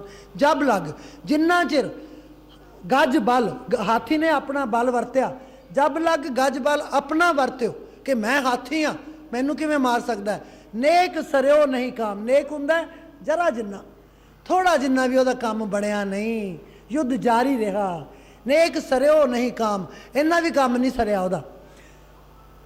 ਤਾਂ ਫਿਰ ਕੀ ਹੋਇਆ, ਜਦੋਂ ਨਿਰਬਲ ਹੋ ਬਲਰਾਮ ਪੁਕਾਰਿਓ, ਜਦੋਂ ਨਿਰਬਲ ਹੋ ਗਿਆ, ਇਹ ਸੱਚੇ ਪਾਤਸ਼ਾਹ ਹੁਣ ਮੈਂ ਨਹੀਂ ਕੁਛ ਕਰ ਸਕਦਾ, ਮੈਂ ਗਿਆ, ਮੇਰੇ ਪ੍ਰਾਣ ਗਏ। ਨਿਰਬਲ ਹੋ ਬਲ ਰਾਮ ਪੁਕਾਰਿਓ, ਆਏ ਆਧੇ ਨਾਮ। ਫਿਰ ਤਾਂ ਰਾਮ ਕਹਿਣ ਦੀ ਲੋੜ ਨਹੀਂ ਪਈ, ਅਜੇ ਰਾਹ ਹੀ ਕਿਹਾ ਉਹਨੇ, ਭਗਵਾਨ ਆ ਵੀ ਗਏ, ਕਿਉਂਕਿ ਉਹਨੇ ਸਰੈਂਡਰ ਕਰਤਾ ਕਿ ਮੈਨੂੰ ਕੁਛ ਨਹੀਂ ਪਤਾ। ਜਿੰਨਾ ਚਿਰ ਅਸੀਂ ਸਰੈਂਡਰ ਨਹੀਂ ਕਰਦੇ, ਅਸੀਂ ਹਜ਼ਾਰਾਂ ਸਾਲ ਯੁੱਧ ਕਰੀ ਜਾਵਾਂਗੇ, ਪਰਮਾਤਮਾ ਮਿਲੇਗਾ ਨਹੀਂ। ਜਦੋਂ ਅਸੀਂ ਸਰੈਂਡਰ ਕਰ ਜਾਵਾਂਗੇ, ਇੱਕ ਖਿਆਲ ਦੇ ਵਿੱਚੋਂ ਆ ਜਾਏਗਾ, ਦੇਰ ਲਾਏਗਾ ਨਹੀਂ ਜੀ। ਜਿਨੀ ਰਾਵਿਆ ਸੋ ਪ੍ਰਭੂ, ਤਿੰਨਾ ਭਾਗ ਮਣਾ। ਉੱਥੇ ਰਵਿਆ ਆਇਆ ਸੀ, ਰਵਿਆ ਵਿੱਚ ਬਣਾ ਸਮਾਇਆ ਹੋਇਆ। ਇੱਥੇ ਰਾਵਿਆ, ਰਾਵਿਆ ਦਾ ਮਤਲਬ ਹੈ ਮੰਨਣਾ। ਜਿੰਨੀ ਰਾਵਿਆ ਪ੍ਰਭੂ ਆਪਣਾ ਸੇ ਤਿੰਨਾ ਭਾਗ ਮਨਾ, ਜਿੰਨੀ ਰਾਵਿਆ ਪ੍ਰਭੂ ਆਪ, ਜਿਹਨੇ ਆਪਣੇ ਪ੍ਰਭੂ ਨੂੰ ਮੰਨ ਲਿਆ, ਕਹਿੰਦੇ ਉਹਨਾਂ ਦੇ ਤਾਂ ਮੱਥੇ ਦੇ ਭਾਗ ਜਿਹੜੇ ਨੇ ਉਜਾਗਰ ਹੋ ਗਏ। ਬੜੇ ਵੱਡੇ ਭਾਗਾਂ ਵਾਲੇ ਨੇ ਉਹ, ਜਿਨ੍ਹਾਂ ਨੇ ਪਰਮੇਸ਼ਰ ਨੂੰ ਮੰਨ ਲਿਆ। ਇੱਕ ਲੜਕੀ ਹੈ, ਉਹਦੀ ਸ਼ਾਦੀ ਕਰ ਦਿੱਤੀ ਜਾਂਦੀ ਆ, ਕਾਲੇ ਵਾਲ ਹੈ, ਜਵਾਨ ਹੈ, ਵਿਆਹ ਹੋ ਗਿਆ, ਲੇਕਿਨ ਉਹਦਾ ਧਿਆਨ ਹੀ ਨਹੀਂ, ਉਹ ਮੈਂ ਇੱਥੇ ਰਹੂੰਗੀ, ਮੈਂ ਕਿਵੇਂ ਰਹੂੰਗੀ। ਉਹ ਪਤੀ ਦੇਵ ਨੂੰ ਬੁਲਾਉਂਦੀ ਤੱਕ ਨਹੀਂ। ਮਹੀਨਾ, 2 ਮਹੀਨੇ, 4 ਮਹੀਨੇ ਇੱਧਰ ਉੱਧਰ ਆਉਂਦੇ ਜਾਂਦੇ ਲੰਘ ਗਏ, ਸਮਾਂ ਹੋਰ ਵੀ ਲੰਘ ਗਿਆ, ਬੁੱਢੀ ਹੋ ਗਈ। ਹੁਣ ਉਹ ਕਹਿੰਦੀ ਇਹ ਤਾਂ ਮੇਰਾ ਪਤੀ ਆ, ਮਾਨਣ ਦਾ ਵੇਲਾ ਸੀ, ਮਾਣਿਆ ਨਹੀਂ। ਤਾਂ ਬਾਬਾ ਫਰੀਦ ਨੇ ਕੋਈ ਸੰਕੋਚ ਨਹੀਂ ਕੀਤਾ। ਉਹਨਾਂ ਨੇ ਕਿ ਕਾਲੀ ਜਿਨੀ ਨਾ ਰਾਵਿਆ ਧੌਲੀ ਰਾਵੈ ਕੋਏ, ਕਰ ਸਾਈਂ ਸਿਓ ਪਿਰਖੜੀ ਰੰਗ ਨਵੇਲਾ ਹੋਏ। ਕਹਿੰਦੇ ਜਿਹਨੇ ਕਾਲੇ ਵਾਲਾਂ ਦੇ ਵਿੱਚ ਪਰਮੇਸ਼ਰ ਨੂੰ, ਪ੍ਰੀਤਮ ਨੂੰ ਮਾਣਿਆ ਨਹੀਂ, ਧੌਲਿਆਂ ਦੇ ਵਿੱਚ ਕੀ ਮਾਣ ਲੈਣਾ ਉਹਨੇ। ਕਰ ਸਾਈਂ ਸਿਓ ਪਿਰਖੜੀ, ਪਿਰਖੜੀ ਹੁੰਦਾ ਪ੍ਰੇਮ। ਇਸੇ ਤਰ੍ਹਾਂ ਕਹਿੰਦੇ ਤੂੰ ਪ੍ਰਮਾਤਮਾ ਦੇ ਨਾਲ ਪ੍ਰੇਮ ਕਰ, ਰੰਗ ਨਵੇਲਾ ਹੋਏ, ਫਿਰ ਤੇਰਾ ਦਿਨ ਪ੍ਰਤੀ ਦਿਨ ਰੰਗ ਜਿਹੜਾ ਹੈ ਉਹ ਗੂੜਾ ਹੁੰਦਾ ਜਾਏਗਾ, ਉਹ ਹੋਰ ਗੂੜਾ ਹੁੰਦਾ ਜਾਏਗਾ। ਸੋ ਸਮਾਂ ਹੈ ਪਰਮੇਸ਼ਰ ਨੂੰ ਮੰਨਣ ਦਾ। ਇਸ ਜੀਵਨ ਦੇ ਵਿੱਚ ਆ ਕੇ ਪਰਮੇਸ਼ਰ ਮਾਣਿਆ ਜਾ ਸਕਦਾ ਹੈ। ਇਹ ਸੰਸਾਰ ਦੇ ਵਿੱਚ ਆ ਕੇ ਇੱਕ ਮਨੁੱਖ ਜੋਨੀ ਹੈ ਜਿਹਦੇ 'ਚ ਪਰਮੇਸ਼ਰ ਮਾਣਿਆ ਜਾ ਸਕਦਾ ਹੈ। ਮੱਛੀਆਂ ਨਹੀਂ ਮਾਣ ਸਕਦੀਆਂ, ਘੋੜੇ ਨਹੀਂ ਮਾਣ ਸਕਦੇ, ਜਿੰਨੇ ਵੀ ਜੀਵ ਜੰਤੂ ਹਨ ਕੋਈ ਨਹੀਂ ਮਾਣ ਸਕਦਾ। ਕੇਵਲ ਤੇ ਕੇਵਲ ਜੋ ਮਨੁੱਖ ਹੈ ਇਹ ਪਰਮੇਸ਼ਰ ਦਾ ਨਾਮ ਮਾਣ ਸਕਦਾ, ਪਰਮੇਸ਼ਰ ਦਾ ਜਿਹੜਾ ਆਨੰਦ ਹੈ ਉਹ ਲੈ ਸਕਦਾ ਜੀ। ਹਰ ਦਰਸ਼ਨ ਕੋ ਮਨ ਲੋਚਦਾ, ਨਾਨਕ ਪਿਆਸ ਮਨਾ। ਕਹਿੰਦੇ ਮਨਾਂ ਨੂੰ ਹੀ ਪਿਆਸ ਮੈਨੂੰ ਲੱਗੀ ਹੋਈ ਹੈ। ਕਾਹਦੀ? ਮੇਰਾ ਮਨ ਜਿਹੜਾ ਹੈ ਤੇਰੇ ਦਰਸ਼ਨ ਨੂੰ ਲੋਚ ਰਿਹਾ। ਮੇਰਾ ਮਨ ਜਿਹੜਾ ਹੈ ਉਹ ਤੇਰੇ ਦਰਸ਼ਨ ਵਾਸਤੇ ਬਹੁਤ ਉਤਸੁਕ ਹੈ ਕਿ ਕਦੋਂ ਮੈਨੂੰ ਤੇਰਾ ਦਰਸ਼ਨ ਹੋਵੇਗਾ। ਦਰਸ਼ਨ ਕਦੋਂ ਹੁੰਦਾ? ਜਦੋਂ ਅਸੀਂ ਪ੍ਰੇਮ 'ਚ ਆ ਜਾਂਦੇ ਹਾਂ, ਸਾਡਾ ਮਨ ਭਿੱਜ ਜਾਂਦਾ, ਸਾਡਾ ਕਿਸੇ ਗੱਲ ਨੂੰ ਕਰਨ ਨੂੰ ਜੀ ਨਹੀਂ ਕਰਦਾ, ਸਰੀਰ 'ਚ ਇੱਕ ਬਿਜਲੀ ਦਾ ਕਰੰਟ ਚੱਲਣਾ ਸ਼ੁਰੂ ਹੋ ਜਾਂਦਾ, ਸਮਝੋ ਪਰਮੇਸ਼ਰ ਦਾ ਦਰਸ਼ਨ ਹੋ ਗਿਆ। ਕਿਹੜੇ ਰੂਪ 'ਚ ਆਏਗਾ ਉਹ? ਉਹਦਾ ਕੋਈ ਰੂਪ ਹੀ ਹੈ ਨਹੀਂ, ਨਿਰਗੁਣ ਸਵਰੂਪ ਹੈ। ਜਦੋਂ ਤੁਹਾਡਾ ਸਰੀਰ ਦੱਸ ਦੇਗਾ ਕਿ ਇੱਕ ਕੰਪਨ ਜੀ ਸ਼ੁਰੂ ਹੋ ਗਈ, ਬਈ ਗੱਲ ਸੁਣੋ, ਜੇ ਤੁਹਾਡਾ ਆਹਾਰ ਮਾੜਾ ਹੈ ਪਰਮੇਸ਼ਰ ਨਹੀਂ ਆਏਗਾ, ਤੁਹਾਡੇ ਸਰੀਰ 'ਚ ਕੰਪਨ ਨਹੀਂ ਆਏਗੀ। ਖਾਣਾ ਦੇਖੋ, ਕਈ ਲੋਕ ਇਹ ਕਹਿੰਦੇ ਨੇ ਗੁਰੂ ਨਾਨਕ ਪਾਤਸ਼ਾਹ ਨੇ ਤਾਂ ਇਹ ਲਿਖਤਾ ਮਾਸ ਦੀ ਉਸਤਤ ਬੜੀ ਕੀਤੀ ਹੋਈ ਹੈ ਗੁਰਬਾਣੀ 'ਚ। ਉਸਤਤ ਨਹੀਂ ਕੀਤੀ, ਉਹਨਾਂ ਨੇ ਕਿਹਾ, ਪੰਡਤਾਂ ਨੂੰ ਸਮਝਾਇਆ ਸੀ ਕਿ ਜੇ ਸਬਜ਼ੀਆਂ ਖਾਂਦੇ ਆ ਉਹ ਵੀ ਮਾਸ ਹੈ, ਜੇ ਕਣਕ ਖਾਂਦੇ ਆ ਉਹ ਵੀ ਮਾਸ ਹੈ। ਮਾਸ ਮਾਸ ਕਰ ਮੂਰਖ ਝਗੜੇ। ਉਹਨਾਂ ਨੇ ਤਾਂ ਝਗੜਾ ਖਤਮ ਕਰਿਆ ਸੀ ਕਿ ਜੋ ਕੁਝ ਵੀ ਖਾਂਦੇ ਹੋ ਮਾਸ ਹੈ। ਕਿਉਂਕਿ ਇੱਕ ਗੱਲ ਮੇਰੀ ਯਾਦ ਰੱਖਣਾ, ਮੇਰੀ ਨਹੀਂ ਸੰਤਾਂ ਦੀ ਗੱਲ ਹੈ, ਮੈਂ ਕੁਛ ਨਹੀਂ ਮੈਨੂੰ ਆਉਂਦਾ। ਉਹਨਾਂ ਨੇ ਫਰਮਾਇਆ ਹੋਇਆ ਕਿ ਇਹ ਵਿਅਕਤੀ ਜਿਉਂਦੀ ਚੀਜ਼ ਖਾ ਕੇ ਹੀ ਜਿਉਂਦਾ ਰਹਿ ਸਕਦਾ ਹੈ, ਮਰੀ ਹੋਈ ਚੀਜ਼ ਖਾ ਕੇ ਜਿਉਂਦਾ ਨਹੀਂ ਰਹਿ ਸਕਦਾ। ਜਿਉਂਦੀ ਚੀਜ਼ ਮਤਲਬ ਸਬਜ਼ੀਆਂ ਹਨ, ਇਹ ਜਿਉਂਦੀਆਂ ਹਨ। ਦੁੱਧ ਹੈ, ਇਹਦੇ 'ਚ ਕੀਟਾਣੂ ਹਨ। ਦਹੀਂ ਹੈ, ਇਹਦੇ 'ਚ ਕੀਟਾਣੂ ਹਨ। ਈਵਨ ਪਾਣੀ ਹੈ, ਤੁਸੀਂ ਕਿਤੇ ਮਾਈਕਰੋਸਕੋਪ ਨਾਲ ਦੇਖੋ, ਕੀਟਾਣੂ ਹੀ ਕੀਟਾਣੂ ਹਨ। ਉਹਨਾਂ ਨਾਲ ਅਸੀਂ ਜਿਉਂਦੇ ਰਹਿ ਸਕਦੇ ਹਾਂ। ਪੱਥਰ ਖਾ ਕੇ ਵੇਖ ਲਓ, ਪੱਥਰ ਮਰਿਆ ਹੋਇਆ ਹੈ, ਪੱਥਰ ਨੂੰ ਪੀਸ ਕੇ ਖਾ ਲਓ, ਕਿੰਨੇ ਦਿਨ ਜਿਉਂਦੇ ਰਹੋਗੇ। ਮਿੱਟੀ ਦੇ ਬੁੱਕ ਭਰ ਭਰ ਕੇ ਖਾਣੇ ਸ਼ੁਰੂ ਕਰ ਦਿਓ, ਕਿੰਨੇ ਦਿਨ ਜਿਉਂਦੇ ਰਹੋਗੇ? ਨਹੀਂ ਰਹਿ ਸਕਦੇ। ਅਸੀਂ ਜਿਉਂਦੇ ਰਹਿਣ ਵਾਸਤੇ ਜਿਉਂਦੀ ਚੀਜ਼ ਹੀ ਖਾਣੀ ਹੈ, ਲੇਕਿਨ ਕਿਸੇ ਦਾ ਗਲ ਕੱਟ ਕੇ ਬਿਲਕੁਲ ਨਹੀਂ ਖਾਣੀ। ਉਹਨਾਂ ਨੇ ਇਹ ਲਿਖਿਆ, ਨਾਲ ਦੀ ਨਾਲ ਉਹਨਾਂ ਨੇ ਇਹ ਵੀ ਲਿਖਿਆ, ਵੇਦ ਕਤੇਬ ਕਹੋ ਮਤ ਝੂਠੇ, ਝੂਠਾ ਜੋ ਨਾ ਵਿਚਾਰੇ। ਅਸੀਂ ਕਹਿ ਦਿੰਦੇ ਵੇਦਾਂ 'ਚ ਐਂ ਲਿਖਿਆ ਹੋਇਆ, ਲੈ ਗੁਰੂ ਗ੍ਰੰਥ ਸਾਹਿਬ 'ਚ ਐਂ ਲਿਖਿਆ ਹੋਇਆ, ਆਪਦੇ ਮਤਲਬ ਦੀ ਗੱਲ ਕੱਢ ਲਈ। ਕਹਿੰਦੇ ਨਹੀਂ, ਵੇਦ ਕਤੇਬ ਕਹੋ ਮਤ ਝੂਠੇ, ਝੂਠਾ ਜੋ ਨਾ ਵਿਚਾਰੇ। ਜੇ ਤੁਸੀਂ ਵਿਚਾਰ ਨਹੀਂ ਕੀਤੀ ਤਾਂ ਤੁਸੀਂ ਝੂਠੇ ਹੋ। ਜੋ ਸਭ ਮੈਂ ਏਕ ਖੁਦਾਏ ਕਹਿਤ ਹੋ ਤੋ ਕਤ ਮੁਰਗੀ ਮਾਰੇ। ਜੇ ਸਾਰਿਆਂ ਦੇ ਵਿੱਚ ਇੱਕ ਖੁਦਾ ਵਸ ਰਿਹਾ, ਫਿਰ ਮੁਰਗੀ ਕਿਉਂ ਮਾਰੀ? ਇਹ ਵੀ ਗੁਰਬਾਣੀ 'ਚ ਲਿਖਿਆ, ਇਹ ਵੀ ਗੁਰਬਾਣੀ 'ਚ ਲਿਖਿਆ। ਜੇ ਉਹਨਾਂ ਨੇ ਕਿਹਾ ਹੈ ਤਾਂ ਫਿਰ ਤੋਂ ਕਹਿੰਦੇ ਮੁਰਗੀਆਂ ਮਾਰ ਮਾਰ ਖਾਓ। ਨਹੀਂ, ਉਹਦੇ ਨਾਲ ਸਾਡੀ ਬੁੱਧੀ ਜਿਹੜੀ ਹੈ ਉਹ ਭ੍ਰਸ਼ਟ ਹੋ ਜਾਂਦੀ ਹੈ, ਬੁੱਧੀ ਖਤਮ ਹੋ ਜਾਂਦੀ ਹੈ। ਇਸ ਕਰਕੇ ਸਾਡਾ ਮਨ ਲੱਗਦਾ ਨਹੀਂ, ਪਰਮੇਸ਼ਰ ਦਾ ਦੀਦਾਰ ਨਹੀਂ ਹੋਏਗਾ। ਜਿਉਂ-ਜਿਉਂ ਤੁਸੀਂ ਸਵੱਛਤਾ ਵਾਲੇ ਮਾਰਗ 'ਤੇ ਆਓਗੇ, ਸਾਧੂ ਸੰਤ ਘੱਟ ਤੋਂ ਘੱਟ ਖਾਂਦੇ ਆ। ਦਾਲ ਚਾਵਲ ਖਾ ਲਏ ਥੋੜ੍ਹੀ ਜਿੰਨੀ, ਇੰਨਾ ਕੁ ਖਾ ਲਿਆ ਆਹਾਰ, ਥੋੜ੍ਹਾ ਜਿਹਾ ਲੈ ਲਿਆ, ਕਿਉਂਕਿ ਬਹੁਤਾ ਖਾਣਾ ਉਹਨਾਂ ਦੀ ਉਹ 'ਚ ਲਿਖਿਆ ਹੋਇਆ ਨਹੀਂ। ਜਿੰਨਾ ਕੁ ਸਰੀਰ ਚੱਲਦਾ ਉਹਨਾਂ ਕੁ ਚਲਾਉਣਾ ਹੈ, ਉਹਨਾਂ ਕੁ ਖਾਣਾ ਹੈ। ਸਾਨੂੰ ਬਹੁਤਾ ਖਾਣ ਦੀ ਲੱਗੀ ਹੋਈ ਹੈ, ਅੰਦਰ ਜੋ ਮਰਜ਼ੀ ਹੋਈ ਜਾਵੇ। ਸੋ ਜੇ ਪਰਮਾਤਮਾ ਨੂੰ ਪਾਉਣਾ ਹੈ, ਥੋੜਾ ਖਾਓ, ਅਲਪ ਆਹਾਰ ਸੁਲਭ ਸੀ ਨਿਦਰਾ। ਥੋੜਾ ਜਿਹਾ ਆਹਾਰ, ਥੋੜੀ ਜਿਹੀ ਨੀਂਦ ਲਓ ਤੇ ਮਾਲਕ ਨਾਲ ਜੁੜ ਜਾਓ। ਇਹ ਹੈ, ਕਦੇ ਕਿਸੇ ਦਾ ਗਲ ਨਾ ਕੱਟੋ, ਕਿਸੇ ਦਾ ਲਹੂ ਪੀਣਾ। ਉਹ ਜਾਨਵਰ ਜਿਹਦਾ ਤੁਸੀਂ ਗਰਦਨ ਕੱਟ ਕੇ ਖਾ ਬੈਠੇ ਹੋ, ਉਹਦੀਆਂ ਚੀਕਾਂ ਜਿਹੜੀਆਂ ਨੇ ਦਰਗਾਹ ਤੱਕ ਜਿਹੜੀਆਂ ਵੱਜੀਆਂ ਹੋਣਗੀਆਂ, ਤੁਹਾਨੂੰ ਨਹੀਂ ਸੁਣੀਆਂ, ਉਹਦੀ ਸੁਣ ਗਈ। ਉਹ ਕਹਿੰਦਾ ਕੋਈ ਨਾ, ਜਦੋਂ ਮੇਰਾ ਵੇਲਾ ਆਇਆ ਨਾ, ਤੇਰੀ ਗਰਦਨ ਮੇਰੀ ਛੁਰੀ ਦੇ ਥੱਲੇ ਹੋਊਗੀ, ਮੈਂ ਵੀ ਆਪਦਾ ਬਦਲਾ ਪੂਰਾ ਕਰੂੰਗਾ ਜੀ। ਚੇਤ ਮਿਲਾਏ ਸੋ ਪ੍ਰਭੂ, ਤਿਸ ਕੈ ਪਾਏ ਲਗਾ। ਚੇਤ ਦੇ ਮਹੀਨੇ ਜਿਹੜਾ ਮੈਨੂੰ ਪਰਮਾਤਮਾ ਦੇ ਨਾਲ ਮਿਲਾ ਦੇਵੇ, ਮੈਂ ਉਹਦੇ ਚਰਨਾਂ ਨੂੰ ਫੜ ਲਵਾਂਗਾ, ਛੱਡਾਂਗਾ ਨਹੀਂ। ਕਿਉਂਕਿ ਅਜੇ ਸ਼ੁਰੂਆਤ ਹੈ ਮੇਰੇ ਜੀਵਨ ਦੀ, ਕਿਤੇ ਹੁਣੇ ਹੀ ਮੈਨੂੰ ਪਰਮਾਤਮਾ ਦਾ ਦੀਦਾਰ ਹੋ ਜਾਵੇ। ਉਹ ਕੁਝ ਵੀ ਕਰਨ ਨੂੰ ਕਵੇ, ਮੈਂ ਕਰਨ ਨੂੰ ਤਿਆਰ ਹਾਂ, ਪਰ ਮੈਨੂੰ ਪਰਮਾਤਮਾ ਮਿਲਾ ਦੇਵੇ। ਫੇਰ ਇੱਕ ਵਾਰੀ ਚੇਤ ਮਿਲਾਏ ਸੋ ਪ੍ਰਭੂ, ਤਿਸ ਕੈ ਪਾਏ